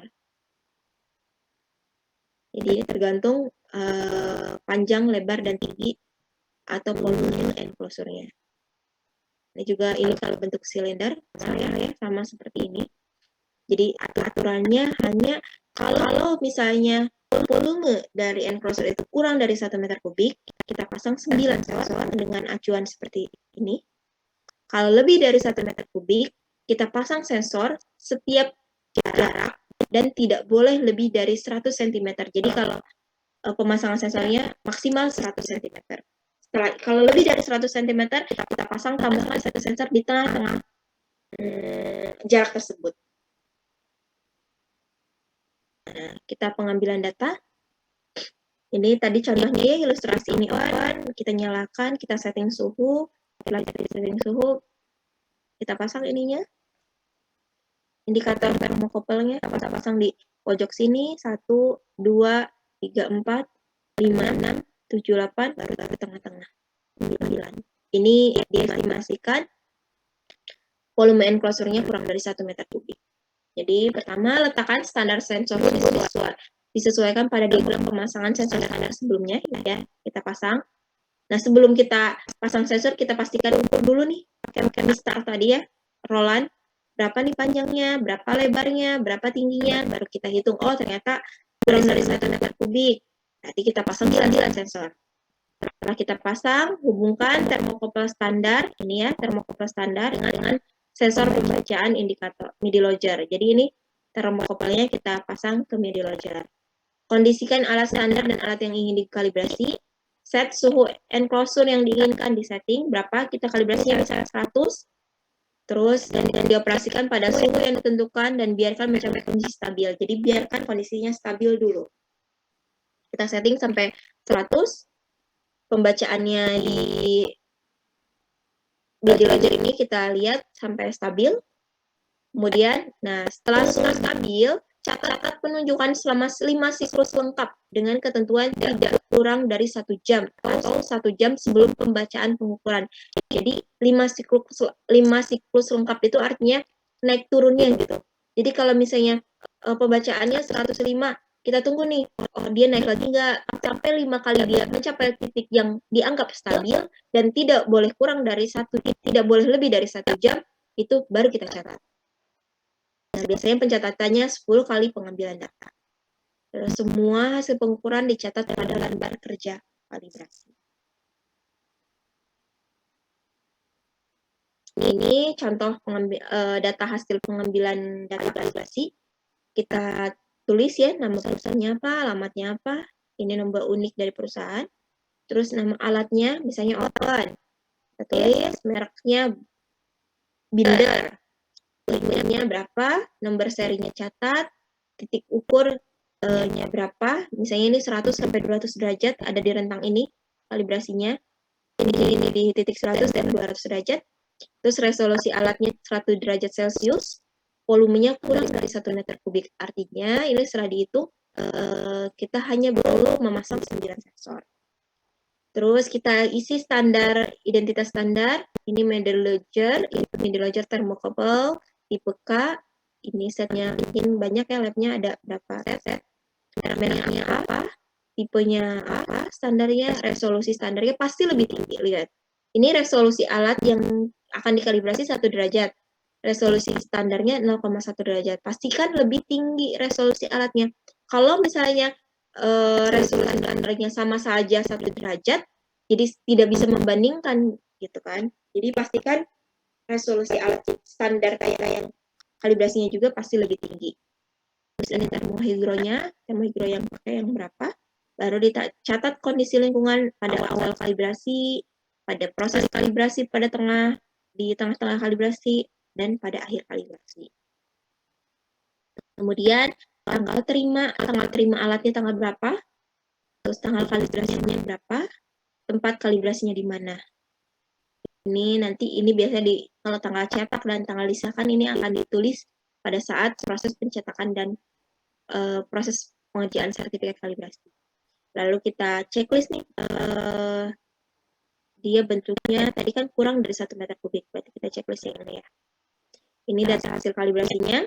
Tadi kan rentang ukurnya, titik kalibrasinya di 100-200 derajat. Jadi dia ternyata mengambil titik 100 derajat Celcius dan 200 derajat Celcius. Pada 9 channel, di kode sensornya dilakukan 10 kali pengulangan, ulangan suhu ya, T1 berapa, T2 berapa, T3, termokouple berapa, sampai 9, dicatat. Ini UUT itu artinya pembacaan dari, ini kan penyatingan awal di 100. UUT itu unit under test atau pembacaan pada saat kalibrasi itu berapa dicatat juga. Ternyata pada saat kalibrasi dia lumayan naik ya, 103. Pada saat proses kalibrasi itu naik. Sama juga yang setting suhu 200, dikalibrasi di 9 channel, ternyata UUT-nya tetap 200, tugas kalibrasinya siapa, dan diperiksanya nanti oleh siapa. Ini dicek, dicatat ya. Nah, sekarang masuk ke pengolahan data. Pengolahan data secara matematis untuk menentukan nilai koreksi, ini T standar, nilai rata-rata suhu termokouple standar, T indikator, nilai rata-rata suhu pada indikator alat. Jadi koreksi itu standar dikurangi indikator atau alat.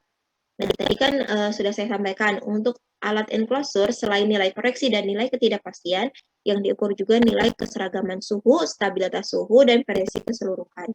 Nah, keseragaman suhu itu artinya perbedaan terbesar temperatur terukur antara test site 1, antara termokouple 1 dengan termokouple lainnya dalam satu waktu pengambilan data. Jadi perbedaannya terbesarnya berapa, maksimal temperaturnya berapa antara satu site 1 dengan satu site 2 tes 1 dalam satu kali pengambilan data. Terus stabilitas suhu, setengah perbedaan terbesar, jadi setengahnya T max dikurang T min, suhu terukur dari satu set test site dari tiap-tiap test site. Jadi dari masing-masing test site itu berapa T maksimalnya, T minimalnya, tapi dibagi 2.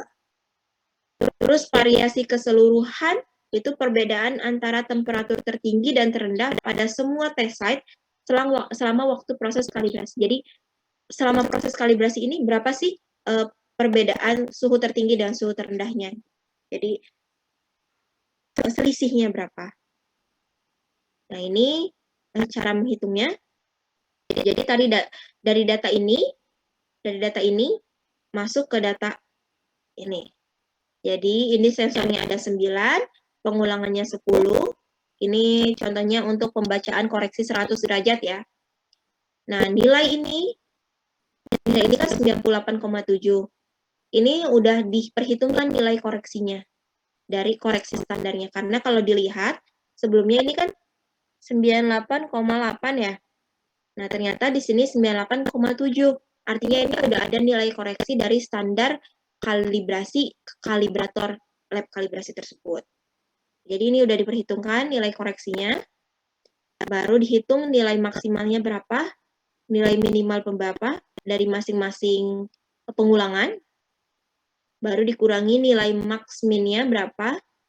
Ini max minnya berapa nih dari setiap pengulangan. Baru dari sini turun ke sini. Nah, ini kan tadi koreksi pembacaan alat ya. Baru dari sini kita lihat pembacaan standarnya berapa nih. Pembacaan standarnya juga sudah terkoleksi. Kalau ini pembacaan alatnya 103 kan di bawah. Tadi ini masuk dari sini 103. Masuk ke sini. Baru dilihat nilai koreksinya. Standar dikurangi alat berapa. Koreksinya dari masing-masing site. Tes site ini. Baru dihitung nilai max-nya berapa, min-nya berapa. Max ini dihitung dari pengulangan. Kalau ini, nah max-nya ini nih dari 10 kali pengulangan, max-nya berapa masuk sini. Sampai 9 tes site. Sama minimal pembacaan ini juga dihitung dari 9 ini 10 kali pengulangan, minimalnya berapa. Masuk ke sini. Sampai 9 tes site. Baru hitung max min dari pengulangan. Kalau ini kan max min dari tes site ya. Nah, ini max minnya. Baru dihitung keseragaman suhunya berapa. Keseragaman suhu itu dihitung dari ini. Max min hasil pengulangan ini. Berapa maksimalnya? Ternyata maksimalnya 1,8 dibagi 2. Itu 0,9. Masuk ke sini. Kalau stabilitas suhu dari max min yang tes site. Artinya berapa nilai maksimalnya dibagi 2, 0,15. Kalau dibulatkan menjadi 0,5 ya. Ini Excel-nya. Terus variasi keseluruhan itu nilai maksimal dikurangi nilai min maksimal. Jadi dari sini nih nilai max-nya yang maksimalnya berapa? Nilai min maksimalnya berapa? Ini selisihnya berapa? Ini variasinya 1,8. Jadi nanti di laporan akan dihasilkan 0,9 keseragaman suhu, stabilitas suhunya 0,1, variasi keseluruhannya 1,8. Tapi biasanya di laporannya, karena tadi di sebelumnya dinyatakan bahwa resolusi alatnya 1 derajat Celcius, berarti nanti pelaporannya juga ini akan sesuai dengan resolusi alat. Ini mungkin menjadi 1 derajat, ini menjadi 1, ini menjadi 2 derajat. Itu dibulatkan. Biasanya ada pembulatan karena sesuai dengan resolusi alat. Baru ini standar deviasi standar. Ini standar deviasinya berapa berdasarkan pembacaan standar ya.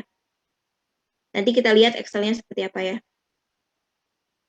Setelah perhitungan koreksi enclosure, dan ini koreksinya kan udah dapat ya, nilai koreksi dan keseragaman, stabilitas suhu, variasi keseluruhan, baru kita mengetahui untuk menentukan nilai ketidakpastian dari budget ketidakpastian. Ini budget ketidakpastian untuk temperatur enclosure.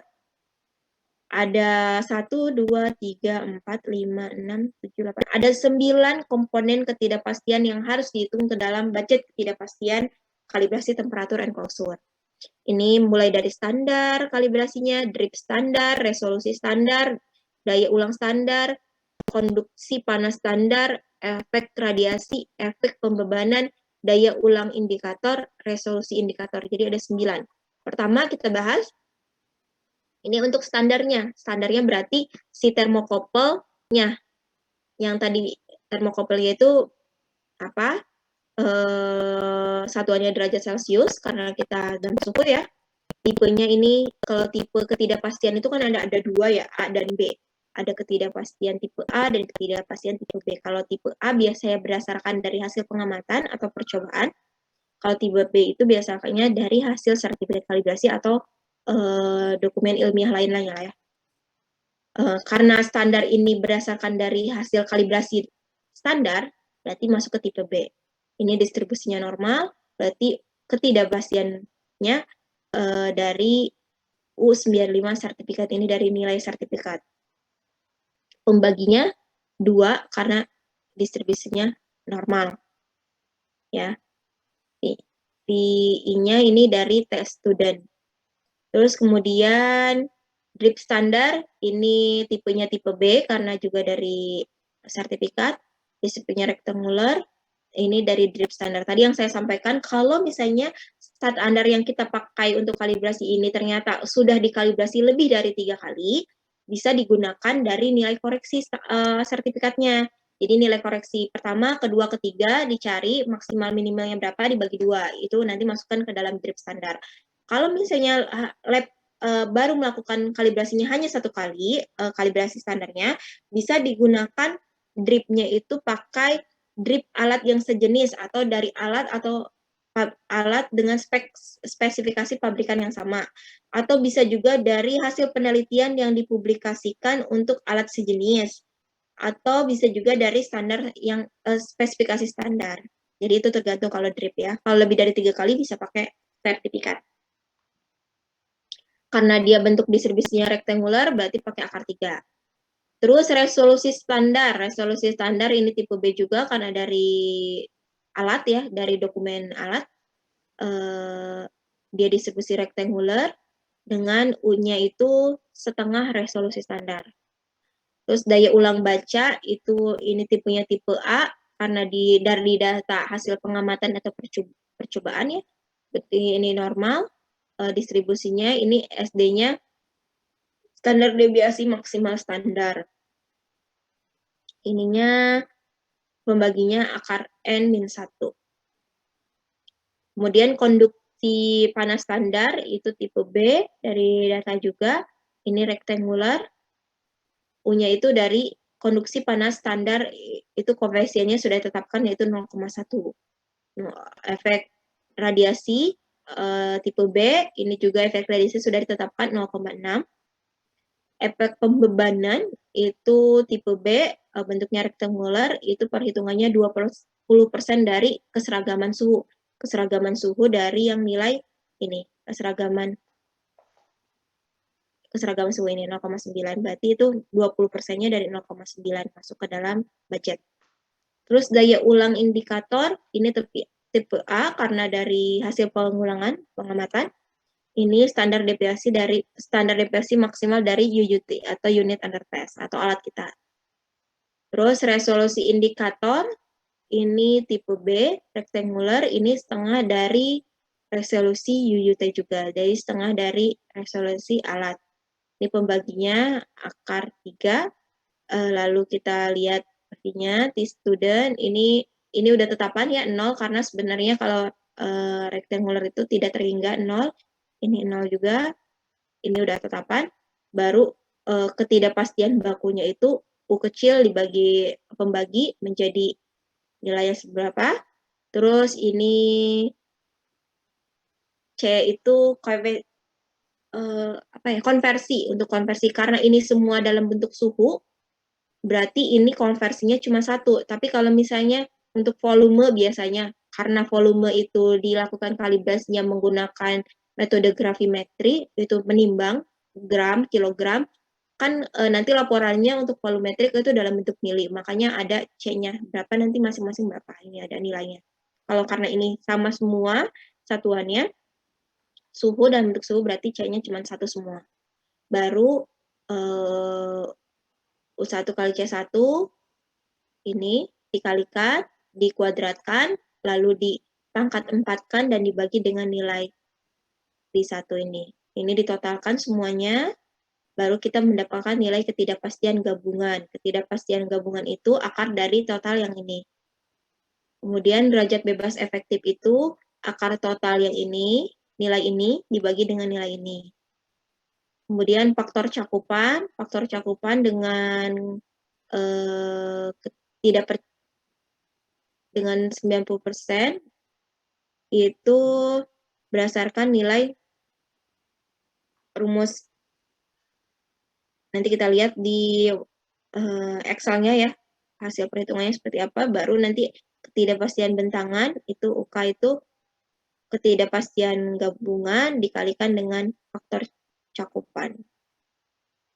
Ya, nanti kita lihat, nanti ada nilai CMC ini nilainya, misalnya ini nilainya 1,6. Jadi nanti kalau di laporan, hasil ketidakpastian ini misalnya 0,9 atau enggak 1,2 hasil ketidakpastian yang dihitung budgetnya. Nah, CMC yang dilaporkan, Calibration Measure and Capability Lab kalibrasi itu ternyata 1,6.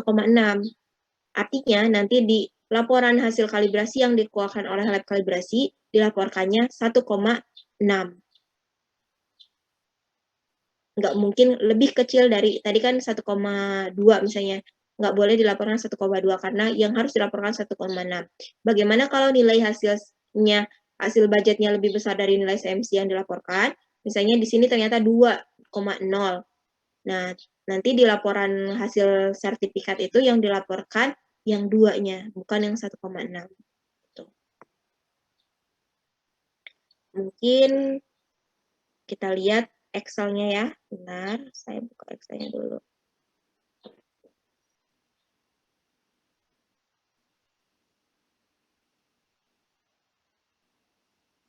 Bisa terlihat?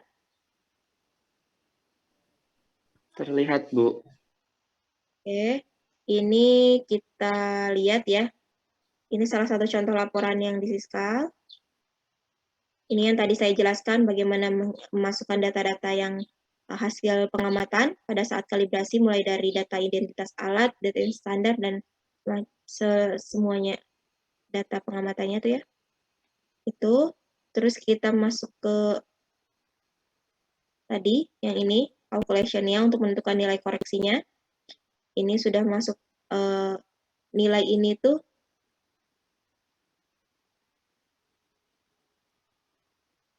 nah, nilai ini udah termasuk dengan nilai koreksi standar. Kita didapatkan nilai tadi yang sudah saya jelaskan, nilai keseragaman suhu, stabilitas suhu, dan variasi suhu, serta standar deviasi standar.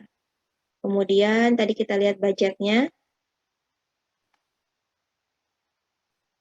Budgetnya itu tadi yang sudah saya sampaikan ya, ini dari mana, ini dari sertifikat, terus dari hasil yang drip standar itu dari hasil sertifikat sebelumnya, atau bisa jadi dari spesifikasi alat, ini dari setengah dari resolusi alat, daya ulang baca itu dari standar deviasi pengulangan pembacaannya, konduksi standar ini udah tetapan 0,1, efek radiasi juga udah tetapan 0,6, efek pembebanan itu 20% dari keseragaman suhu, daya ulang indikator itu standar deviasi dari alat yang kita baca, ini setengah dari resolusi alat.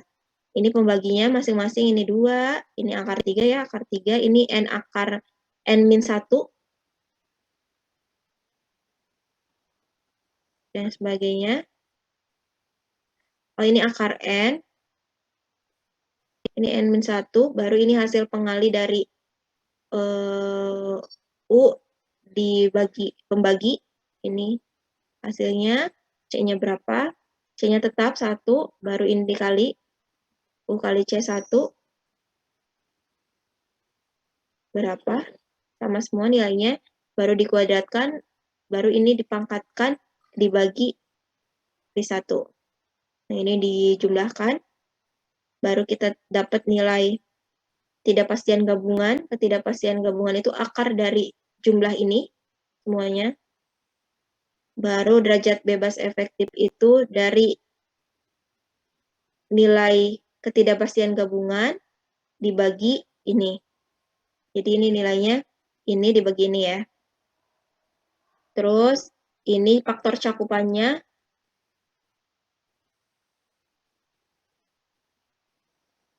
Ini dilihat dari nilai test student.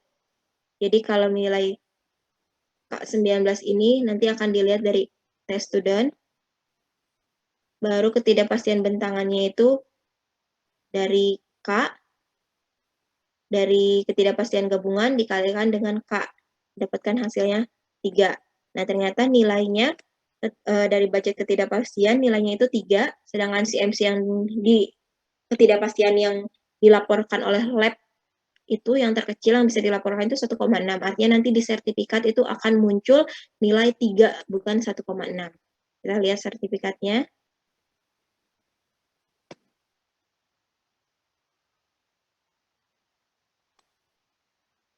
Nah, ini bisa kita lihat ya, di suhunya itu ternyata yang dilaporkan 3, karena lebih besar dari nilai CMC yang dilakukan dari lab.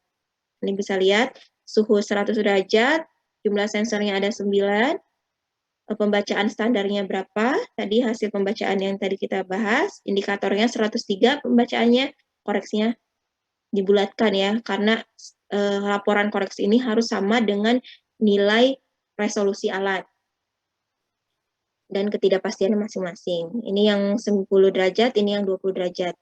Berikut kinerja enclosure-nya, keseragaman suhunya dilaporkan 1 derajat, kestabilannya 0, dan variasi keseluruhannya 2. Ini juga dilaporkan.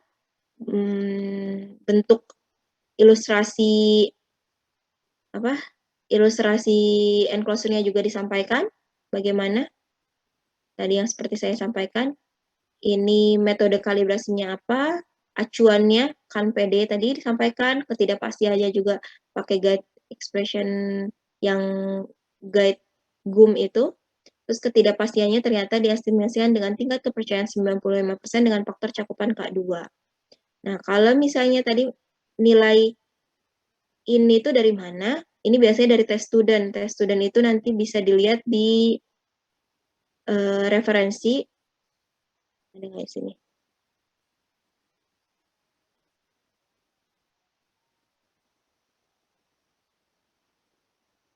Tes student. Biasanya ada tabelnya kalau untuk tes student tuh.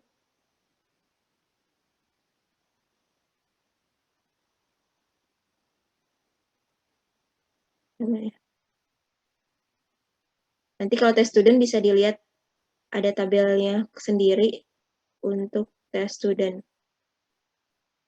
Mungkin itu yang bisa saya sampaikan untuk kalibrasi enclosure. Kurang lebihnya mungkin mohon maaf ya. Boleh mungkin kita sambil sharing aja, ada yang mau ditanyakan. Saya kembalikan ke moderator mungkin, Bu. Terima kasih Ibu Ika. Sangat menarik ya apa yang sudah dijelaskan oleh Ibu Ika, mulai dari konsep dasar, beberapa contoh alat yang bisa dikalibrasi, arti pentingnya, maupun contoh aplikasi langsung dari cara mengkalibrasi peralatan. Nah, mungkin dari penjelasan yang dipaparkan, ada yang mau ditanyakan untuk pertama mungkin saya buka untuk 3 pertanyaan. Silakan ada adik-adik bisa raise hand atau open mic.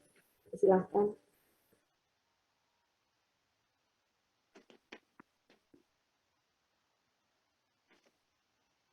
Atau mungkin dari rekan-rekan dosen ada juga yang mau sharing. Silakan ya.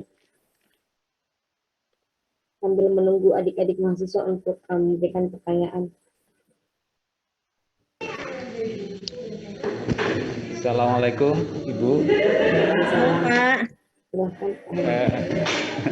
Mbak Ipa, alhamdulillah terima kasih ini sudah memberikan banyak ini ya, terutama mungkin terkait dengan enclosure tadi, sesuatu yang mungkin belum kita bisa berikan di kampus ya. Mungkin Mbak Ipa juga masih ingat lah ya, yang di kampus mungkin masih terkait dengan kalibrasi alat gelas ya. Nah ini saya menyampaikan apresiasi besar untuk Mbak Ipa yang menyampaikan ini ke adik-adik mahasiswa. Nah ini mudah-mudahan mahasiswa bisa ini ya, bisa tergugah banyak pertanyaan nih, terutama yang tadi melengkapi apa yang sudah disampaikan di kampus. Mungkin itu sih dari saya. Ini mohon maaf saya sambil ada kegiatan di TK anak saya ini. Iya Pak. Double. Ya. Ya, terima kasih itu aja Mbak Ipa. Ya, sama-sama teman-teman Pak. mahasiswa ya kalau ada ini, mumpung ada pakarnya ini. Ya. Terima kasih. Assalamualaikum warahmatullahi wabarakatuh. Waalaikumsalam warahmatullahi wabarakatuh. Di sini ada satu pertanyaan Ibu ya. Saya bacakan ya. Izin bertanya, maaf sebelumnya belum bisa on mic. Tadi dipaparkan bahwasanya syarat alat perlu dikalibrasi ulang adalah jika terkena tumbukan atau getaran serta dipindahkan dari lab A ke lab B. Yang ingin saya tanyakan, apakah dalam hal ini dapat disimpulkan jika alat bergeser letaknya, kita perlu melakukan kalibrasi ulang, walaupun tidak dari satu lab ke lab yang lainnya. Lalu, apa yang menyebabkan hal ini perlu dikalibrasi ulang, Bu? Apakah faktor lingkungan mempengaruhi hasil kalibrasi alat tersebut? Terima kasih. Mungkin bisa langsung dijawab saja, Ibu. Ya, boleh. Betul, tadi kan saya sampaikan ya, kapan alat harus dikalibrasi. Salah satunya tadi kalau terkena paparan atau tadi perpindahan contohnya. Jadi kalau yang tadi saya sampaikan itu untuk timbangan. Kalau timbangan sendiri kan memang biasanya ada water fast-nya ya. Jadi kita sudah menentukan nih tempat yang mana, posisi yang mana yang baik biasanya digunakan untuk timbangan tersebut. Nah, kalau misalnya dia bergeser, artinya dia akan ada perubahan keseimbangan di pen-nya itu kalau di timbangan tuh biasanya secara idealnya itu harus dikalibrasi ulang idealnya gitu. Tapi kebanyakan ada juga yang kayak ya sudahlah ini nggak apa-apa, tapi idealnya itu harus dikalibrasi. Atau contohnya atau lingkungan juga mempengaruhi sebetulnya kalau tadi lab A ke lab B dipindahkan itu pasti lingkungannya sangat berpengaruh karena sensitivitas terhadap timbangan itu sangat tinggi ya. Jadi perlu dilakukan kalibrasi ulang. Sebetulnya selain karena getaran, gesekan atau segala macam itu, selain itu juga contohnya kalau ada alat yang misalnya alat apa ya, elektrikal lah ya, pH atau apa, pH meter lah ya. Kalau misalnya kita kalibrasi, kita penggunaan sehari-hari, penggunaan dalam jam waktu tertentu, ternyata setelah kita kalibrasi ada penyimpangan yang cukup signifikan terkait pembacaan pH meter tersebut. Biasanya kita sampaikan ke lab nih, Bu ini penyimpangannya cukup besar nih Bu terkait alat ini. Oke, oh besar banget ya, nanti kan menyebabkan nilai koreksi dan nilai ketidakpastian segala macamnya. Pada akhirnya harusnya itu setelah dilakukan kalibrasi, user biasanya minta bisa di-adjust nggak? Artinya bisa bukan dibetulin ya, nilainya biasanya kalau di pH meter itu ada adjustment-nya. Bagaimana dia mendekatkan nilai hasil pengukuran terhadap nilai ukur. Setelah di-adjust, itu kan ada perubahan adjustment. Nah, itu juga harus dilakukan kalibrasi ulang. Jadi selain lingkungan, faktor lingkungan, getaran, faktor alamiah, atau perubahan lab dengan satu yang lain, bisa jadi hasil adjustment juga mempengaruhi kita harus melakukan kalibrasi ulang. Gitu. Kayak misalnya oven pun ada, misalnya ovennya kita setting 100 derajat Celcius, ternyata setelah kita kalibrasi ternyata ada koreksinya 0,5. Ternyata lab nggak mau tuh, nggak mau Bu, saya nggak mau ada koreksi sebesar itu gitu kan. Bisa di-adjust nggak? Ada alat-alat yang memang bisa di-adjust. Kita adjust alatnya untuk mencapai 100 derajat Celcius sesuai dengan pembacaan standar. Nah, setelah itu kita kalibrasi ulang untuk membuktikan apakah betul alat tersebut memiliki sudah tidak ada koreksinya semakin kecil atau enggak gitu. Jadi macam-macam sih. Nah, biasanya adjustment juga itu harusnya tidak boleh dilakukan oleh lab kalibrasi gitu. Biasanya untuk adjustment biasanya dilakukan oleh supplier-supplier alat tertentu gitu. Karena kalau adjustment nggak boleh sebetulnya. Tapi kalau memang user meminta untuk melakukan adjustment, biasanya boleh dilakukan adjustment, tapi harus dikalibrasi ulang. Gitu sih. Mungkin itu bisa menjawab. Kalau kurang paham, boleh bertanya lagi. Terima kasih atas jawabannya, Ibu. Bagaimana kepada adik, apakah adik Wisnu Adimanyu, ya? Apakah jawabannya sudah bisa dipahami? Oke, baik. Artinya sudah paham, Ibu. Terima kasih. Mungkin ada lagi pertanyaan dari adik-adik mahasiswa? Atau ada yang mau disampaikan? Oke, silakan kepada Rahmat Aulia. Silakan bertanya deh. Oke Bu. Sebelumnya suaranya masuk nggak Bu? Masuk. Oke, izin bertanya ya Bu, kan untuk kita melakukan kalibrasi alat itu kita dikasih sertifikat atau masa berlaku gitu ya Bu? Itu kira-kira untuk masa berlaku atau sertifikat itu berlaku berapa lama dan apakah ada sertifikat kalibrasi yang berlaku untuk seumur hidup gitu Bu? Oke. Langsung jawab aja ya. Ya Bu, disilahkan. Jadi seperti saya sampaikan sebelumnya ya, kalau interval kalibrasi atau keberlakuan sertifikat kalibrasi itu sendiri tidak ada tidak dicantumkan dan itu menjadi kewenangan lab sendiri, user sendiri. Artinya, lab kalibrasi itu tidak bisa merekomendasikan alat ini harus dikalibrasi 6 bulan sekali, alat ini harus dikalibrasi 1 tahun sekali. Itu tidak tertulis di dalam lab laporan hasil kalibrasi ataupun stiker kalibrasi yang tercantum pada alat. Jadi bagaimana menentukan interval kalibrasi? Biasanya itu dilakukan oleh lab sendiri melalui jaminan mutu pengujiannya. Jadi jaminan mutu hasil alat-alatnya. Misalnya contoh oven, misalnya dia kan penggunaannya tiap hari. Jadi setiap pagi sebelum penggunaan alat, mereka melakukan verifikasi alat tersebut. Misalnya dengan mengecek kalau dia punya standarnya ya, dengan mengecek suhu tertentu gitu. Lalu disampaikan dalam bentuk jaminan mutu, bentuknya kontrol chart atau cek antara dan lain sebagainya. Nah, dilihatlah hasil dari pengecekan tiap hari itu apakah ada perubahan yang signifikan atau ternyata hasilnya tidak berpengaruh signifikan atau hasilnya tetap sama gitu kan dibandingkan dengan baseline hasil kalibrasi.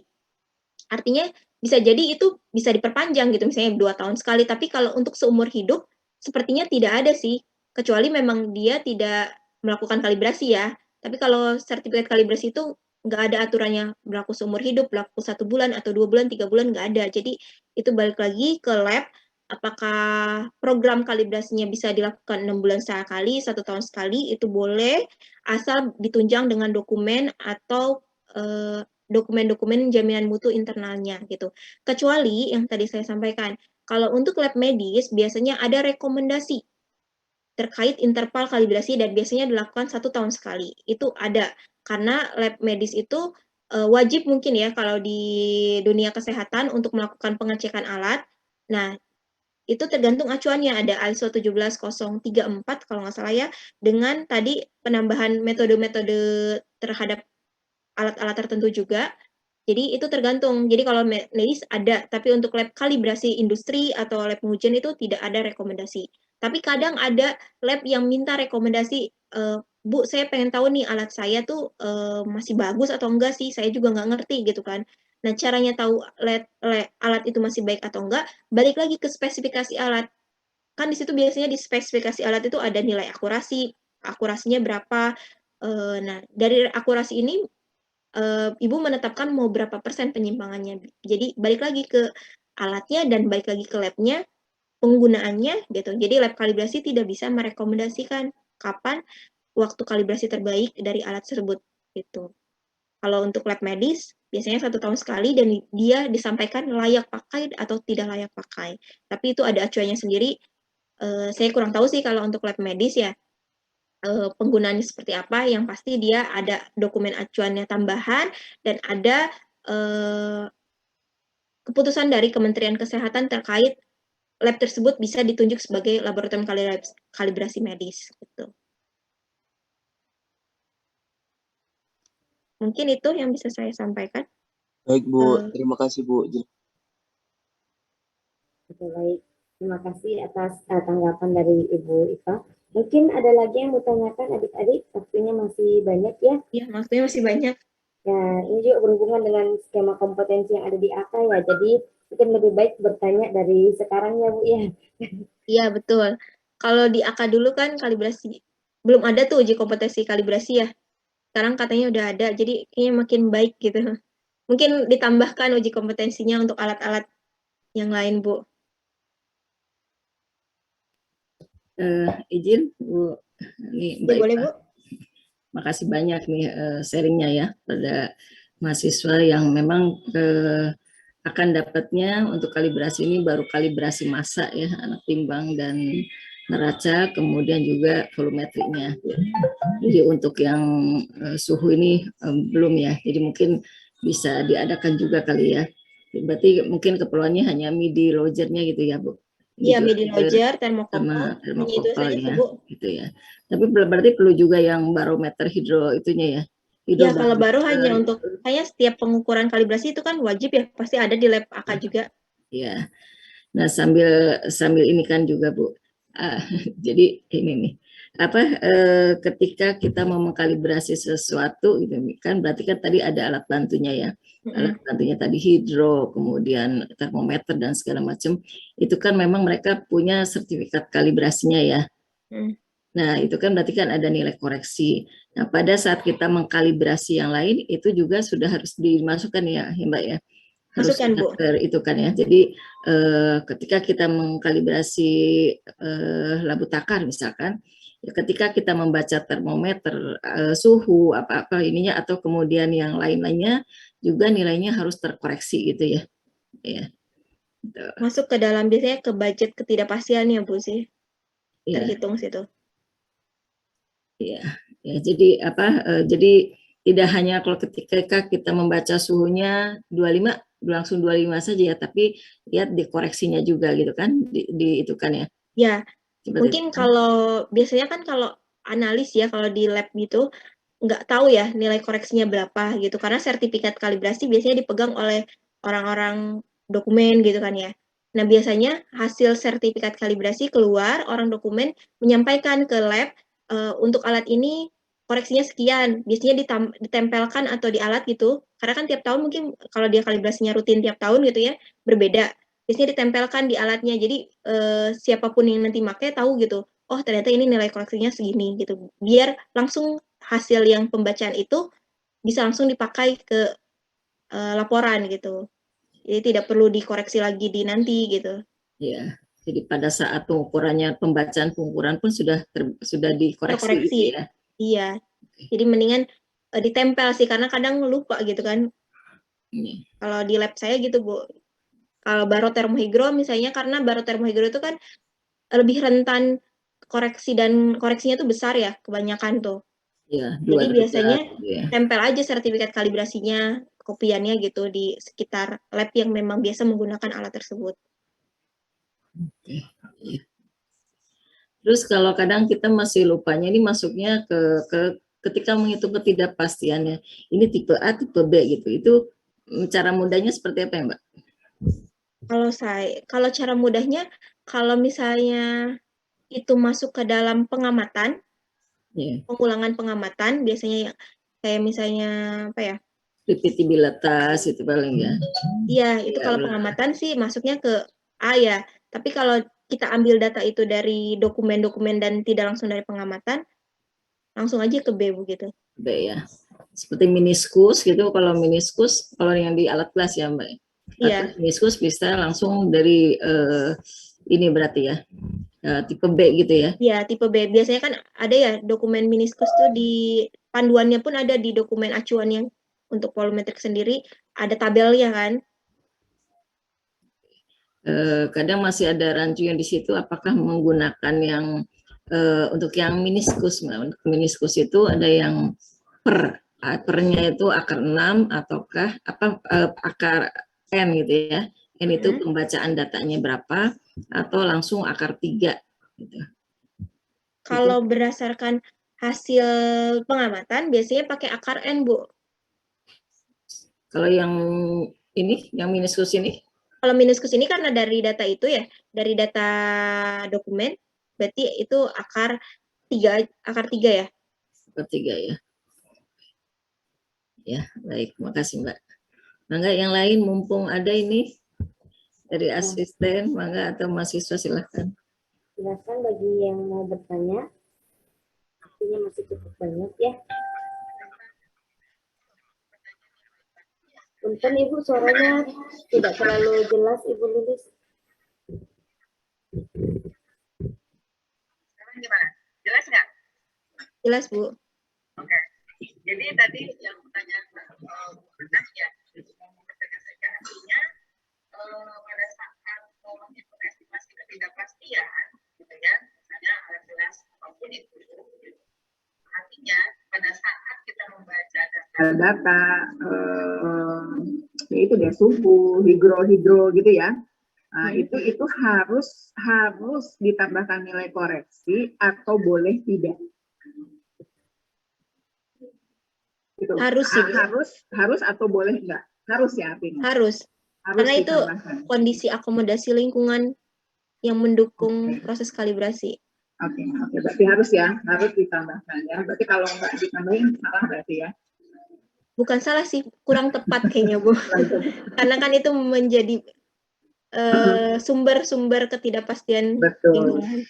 Iya, sumber-sumber ketidakpastian ya. Gitu. Ya, jadi baiknya pada saat proses kalibrasi itu sendiri langsung dimasukkan Bu.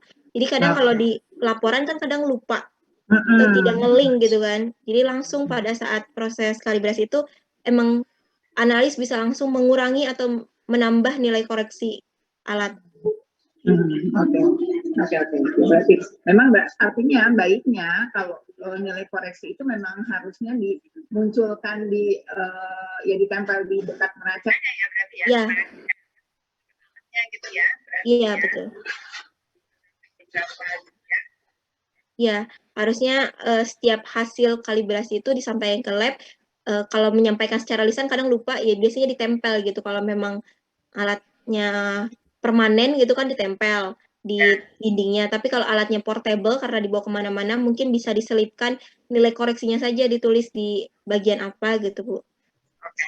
Tapi berdasarkan pengalaman gitu, nilai estimasi ketidakpastian yang ditambahkan nilai koreksi atau tidak itu beda jauh nggak sih? Itu balik lagi ke alatnya sih Bu. Kalau misalnya alatnya bagus ya, biasanya tidak signifikan sih. Kalau barotermohigro kan banyak yang merek dari mulai Cina, bentuknya dari Cina, mulai dari bentuknya yang udah bagus gitu ya, bentuk yang bermerek gitu. Itu kadang tergantung brandnya juga dan tergantung kita memilih lab kalibrasinya Bu. Tadi seperti yang saya sampaikan, kalau untuk memilih lab kalibrasi pastikan memiliki nilai CMC yang kecil biar hasil kalibrasi yang kita peroleh pun nilai yang nggak terlalu besar gitu. Jadi dari situ sih, dari alatnya sendiri sama penentuan nilai lab kalibrasi juga mempengaruhi. Tapi alat bantu itu sebenarnya kalau ditanya signifikan atau enggak, ya tidak signifikan sih Bu. Tidak signifikan. Nah, terus tadi yang tipe A-tipe yang tadi disampaikan, sudah bertanya ya, itu kalau tipe B artinya pembaginya itu kan bisa macam-macam ya, Mbak ya? Macam-macam Bu. Ada gitu ya? Ya, tergantung bentuknya. Ada bentuk normal, rektangular gitu.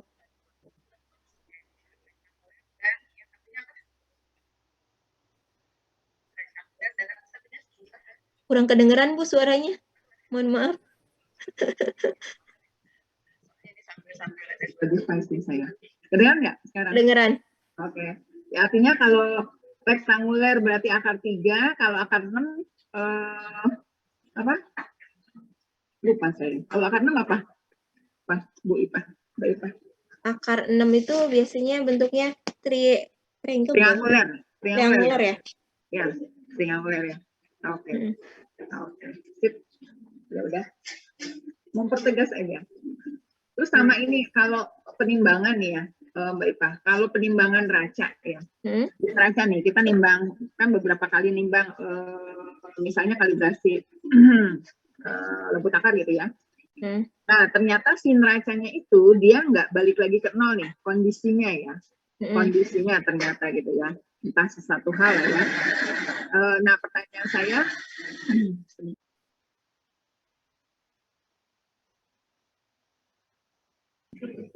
jadi kondisinya itu misalnya dia nggak balik lagi ke nol. Nah, itu nilai yang muncul di neraca itu akan kita tambahkan sebagai koreksi atau bagaimana, atau boleh kita ter atau gimana? Kan pengulangan diulang kan misalnya minimal 6 kali gitu ya, Mbak Ipa. Nah, itu gimana, Mbak Ipa?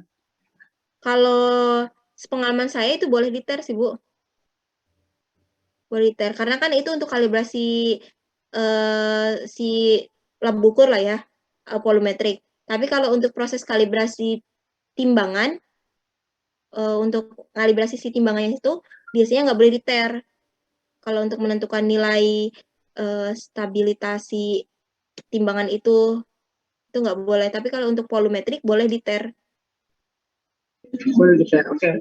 Boleh diter ya artinya. Tapi kalau misalnya nggak diter ada angkanya terus kita akumulasikan, jadi nilai yang muncul jadi minus, misalnya minus 0,001 misalnya gitu. Berarti data penimbangan itu dikurangi dengan minus Dikoreksi. 0,01 Iya, gitu ya. dikoreksi.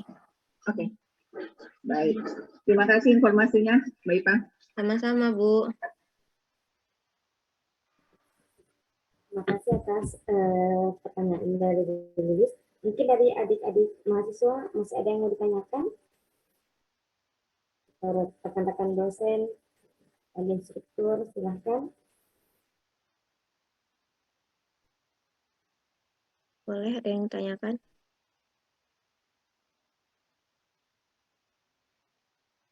Kalau begitu mungkin saya mau bertanya sedikit nih Bu. Saya kebetulan penasaran saja. Ini kan yang tadi dijelaskan itu mengenai kalibrasi peralatan ya Bu ya. Peralatan yang biasanya diproduksi ya. Nah, kalau misalnya saya pernah baca sedikit ya mengenai ketidakpastian gabungan. Katanya analisis yang baik adalah ketika semua ketidakpastian itu diukur. Mulai dari ketidakpastian dari orangnya, ketidakpastian dari alat-alat gelas maupun dari alat-alat instrumen yang digunakan. Nah, kalau dari alat instrumen yang digunakan itu kan umumnya dari yang ketidakpastiannya diperoleh dari dokumen ya Bu ya, tadi sudah dijelaskan.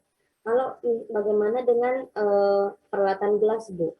Situ kan kalau kita beli ya, apakah itu juga punya dokumen ketidakpastian Bu? Apalagi minta maaf sekalian saja Bu ya, apalagi jika peralatan gelasnya itu digunakan terus-menerus gitu Bu. Mungkin kalau misalnya pun dia harus dikalibrasi, itu pedoman dari kalibrasi tiap alat lab itu bagaimana? Itu sumbernya apakah ada sumber khususnya berpedoman pada ISO apa gitu ya? Kemudian jangka waktu untuk alat-alat gelas disarankan berapa lama gitu. Nah, begitu juga untuk ketidakpastian dari manusianya sendiri, di mana kan tiap analis itu beda-beda kemampuannya. Apakah disamakan saja ketidakpastiannya? Mungkin saya mengharapkan jawaban dari Ibu. Kalau misalnya ketidakpastian dari personil ya, maksudnya. Kalau dari personil itu bisa digambarkan dari daya ulang baca biasanya, Bu. Kan setiap pengukuran kalibrasi itu ada repeat pembacaan ulangnya ya. Misalnya ada 6 kali, 10 kali. Tadi kan di enclosure juga ada daya ulang baca. Nah, itu tuh dari daya ulang pembacaan ketika kita pengambilan data. Karena kan sebenarnya kalau volumetrik ngambilnya berdasarkan volumetrik itu gravimetri ya, bagaimana dia mengukur, menyatakan bahwa ini tuh udah stabil timbangannya ketika dia mengukur, oh ini volumenya segini, dia menyatakan dia stabil, pasti kan berdasarkan personilnya kan. Begitu juga membaca meniskus, itu kan dari daya ulang baca, kadang ada daya ulang bacanya ya. Terus tadi volumetrik dari enclosure juga daya ulang bacanya ketika siklusnya mencapai 5 kali tidak boleh lebih dari 1 jam. Dia juga bisa menyatakan, oh ini udah 5 kali nih siklusnya udah stabil. Nah itu sih kalau personil bisa dinyatakan dari daya ulang baca. Tadi pertanyaan selanjutnya itu terkait volumetrik. Apakah volumetrik ini kapan sih perlu dikalibrasi? Kalau sepengalaman dan sepengetahuan saya, sebetulnya volumetrik ini tidak harus wajib semua dikalibrasi. Dan biasanya cuma cukup 1 kali saja. Misalnya kita beli alat gelas, kalibrasi itu alat gelasnya. Dan alat gelas ini semuanya nggak perlu semua, karena kan pasti ada alat ukur yang kayak labu ukur yang memang dijadikan untuk pengujian deret. Ada yang cuma alat bantu. Nah, alat bantu ini tuh sebenarnya nggak perlu dikalibrasi sih, yang sepengetahuan saya ya. Jadi ada master alat-alat gelas yang dijadikan emang untuk pengujian-pengujian tertentu, tapi ada juga alat gelas yang jadi alat bantu gitu. Nah, kalau yang alat bantu ini sebenarnya tidak perlu dikalibrasi dan biasanya hanya perlu 1 kali kalibrasi karena kan alat gelas itu proses penggunaannya juga kalau tiap hari mungkin akan mengalami, kalau gelas itu kan dari apa sih namanya, bisa pemuaian ya, pemuaian suhu segala macam itu bisa berubah secara signifikan naik turunnya gitu. Jadi tidak perlu dikalibrasi tiap tahun, kalibrasi bahkan ada pernah gitu karena lab ini mengatakan mungkin perlu dikalibrasi setiap tahun, sampai meniskusnya aja sudah tidak terlihat gitu. Karena kan meniskus tidak terlihat, bagaimana lab melakukan kalibrasi ya, karena meniskus sendiri kalau di kalibrasi itu sampai diameter meniskusnya itu masuk ke dalam hitungan kan. Kalau meniskusnya saja sudah tidak terlihat, bagaimana itu menjadi masuk ke dalam perhitungan gitu. Jadi untuk alat gelas, saran saya sih hanya perlu direkalibrasi 1 kali dengan cara memilih mana saja alat gelas yang menjadi reference untuk pengukuran, artinya emang ini digunakan untuk pengukuran pada saat kerja, mana alat ukur yang menjadi alat bantu yang tidak perlu dikalibrasi gitu. Jadi jangan kalau misalnya di dapur mah gitu ya, kalau di dapur kita punya alat alat untuk ke tamu gitu, ada yang tiap hari kita pakai gitu, kita pakai minum. Jadi kalau yang ke tamu udah kita pastikan nih baik gitu, maksudnya kualitasnya baik, bagus, tidak kotor gitu kan. Nah kalau yang kita pakai tiap hari kan bisa jadi udah ada kayak kuning-kuningnya, bisa jadi udah boncel gitu, itu nggak perlu gitu, nggak perlu kita keluarkan. Artinya sama saja di lab kalibrasi, jadi di lab pengujian gitu ya, ada alat-alat yang memang digunakan untuk analisis-analisis tertentu gitu ya. Ada juga alat yang memang hanya alat bantu, alat gelas yang sebenarnya tidak perlu dikalibrasi untuk pastinya pasti mengurangi budget gitu kan ya. Gitu sih yang saya pahami. Kalau misalnya nih Bu, setelah kita menghitung semua ketidakpastian gabungan, itu memangnya berapa sih syarat keberterimaan dari suatu pengukuran yang dianggap bagus, Bu? Plus minusnya berapa, Bu? Biasanya. Oh, kalau plus minusnya nggak ada tetapannya. Kalau untuk plus minus, misalnya alat bagus berapa persen gitu, plus minusnya itu nggak ada sih, nggak ada ketetapannya.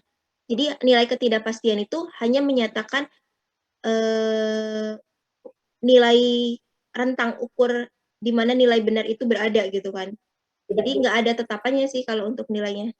Maksud saya seperti ini, misalnya penetapan kadar raksa dalam X, sampel X misalnya nih. Ini kalau kita hitung keseluruhan dari proses analisis, total ketidakpastiannya misalnya 5% plus minus 0,05%, itu apakah ada patokannya, Bu? 5% plus minus 0,05. Iya, misal tuh berapa plus minusnya kalau dalam suatu penetapan kadar untuk sampel makanan mungkin atau analisa yang lain. Yang plus minusnya itu ya, 0,05-nya itu berapa gitu? Iya. Nggak ada sih, setahu saya nggak ada tetapannya itu. Makasih. Atau mungkin kalaupun ada, balik lagi ke yang dianalisis produknya gitu. Produknya apakah ada rekomendasi berapa ketidakpastiannya mungkin ada gitu. Kalau di alat-alat lab sih biasanya ada rekomendasi dari spesifikasi alat atau dari metodenya itu sendiri. Misalnya kita pakai SNI berapa, gunakan alat yang punya resolusi sekian. Berarti kita harus pakai alat resolusi sekian. Ketika kita kalibrasinya ternyata resolusinya lebih besar dari yang direkomendasikan, artinya alat kita tidak cukup baik untuk dipakai di metode tersebut. Berarti kita harus cari alat lagi gitu. Mungkin dari adik-adik mahasiswa masih ada yang mau ditanyakan? Ini ada yang mau bertanya atas nama Panji Setiawan dari di room chat ya Bu. Ya, mungkin saya bisa bacakan. Oke. Katanya setelah melakukan kalibrasi alat itu akan menghasilkan sebuah nilai ketidakpastian dan lain-lain di sertifikat kalibrasinya. Nah, itu apakah bisa digunakan untuk menentukan alatnya itu bagus atau masih bisa dipakai atau tidak? Bagaimana Bu? Ya, baik lagi tadi ya. Jadi untuk menentukan alat itu masih baik, bagus itu baik lagi dari spesifikasi alat yang kita punya, kita kembalikan karena kan alat itu dibuat dari pabrikasinya. Nah, biasanya pabrikasi akan menyantumkan nilai spesifikasi dari akurasinya berapa, resolusinya berapa, segala macam lah ya. Nah, setelah kalibrasi kita lihat nih, apakah nilai ini, nilai hasil kalibrasi, biasanya contohnya dari nilai koreksinya berapa, apakah masih sesuai dengan spesifikasi alatnya, atau balik lagi, kalau di spesifikasi alat tidak ada, metode yang kita pakai untuk pengujian tersebut menggunakan alat yang dikalibrasi tadi, masih masuk atau enggak. Biasanya ada sih beberapa gitu yang saya tahu dari SNI itu menyatakan bahwa peralatan digunakan harus menggunakan apa gitu spesifikasi tertentu. Kalau misalnya bagus dinyatakan sesuai dengan metode, biasanya bisa digunakan. Tapi kalau untuk menentukan alat baik atau tidak, lab kalibrasi tidak bisa menyatakan itu kembali lagi ke perbandingan dengan spesifikasi alatnya dari hasil kalibrasi. Misalnya nilai koreksi atau akurasinya berapa. Akurasi kan bisa dilihat dari nilai standar deviasinya, bisa dihitung nanti gitu. Baik, Bu, terima kasih atas tanggapannya. Bagaimana pada adik Panji, ya? Panji Setiawan, apakah bisa dipahami, Dek, penjelasannya? Oke, terima kasih adik Panji. Mungkin masih ada lagi yang mau bertanya pada adik-adik atau Bapak Ibu dosen dan Bapak Ibu instruktur, silakan.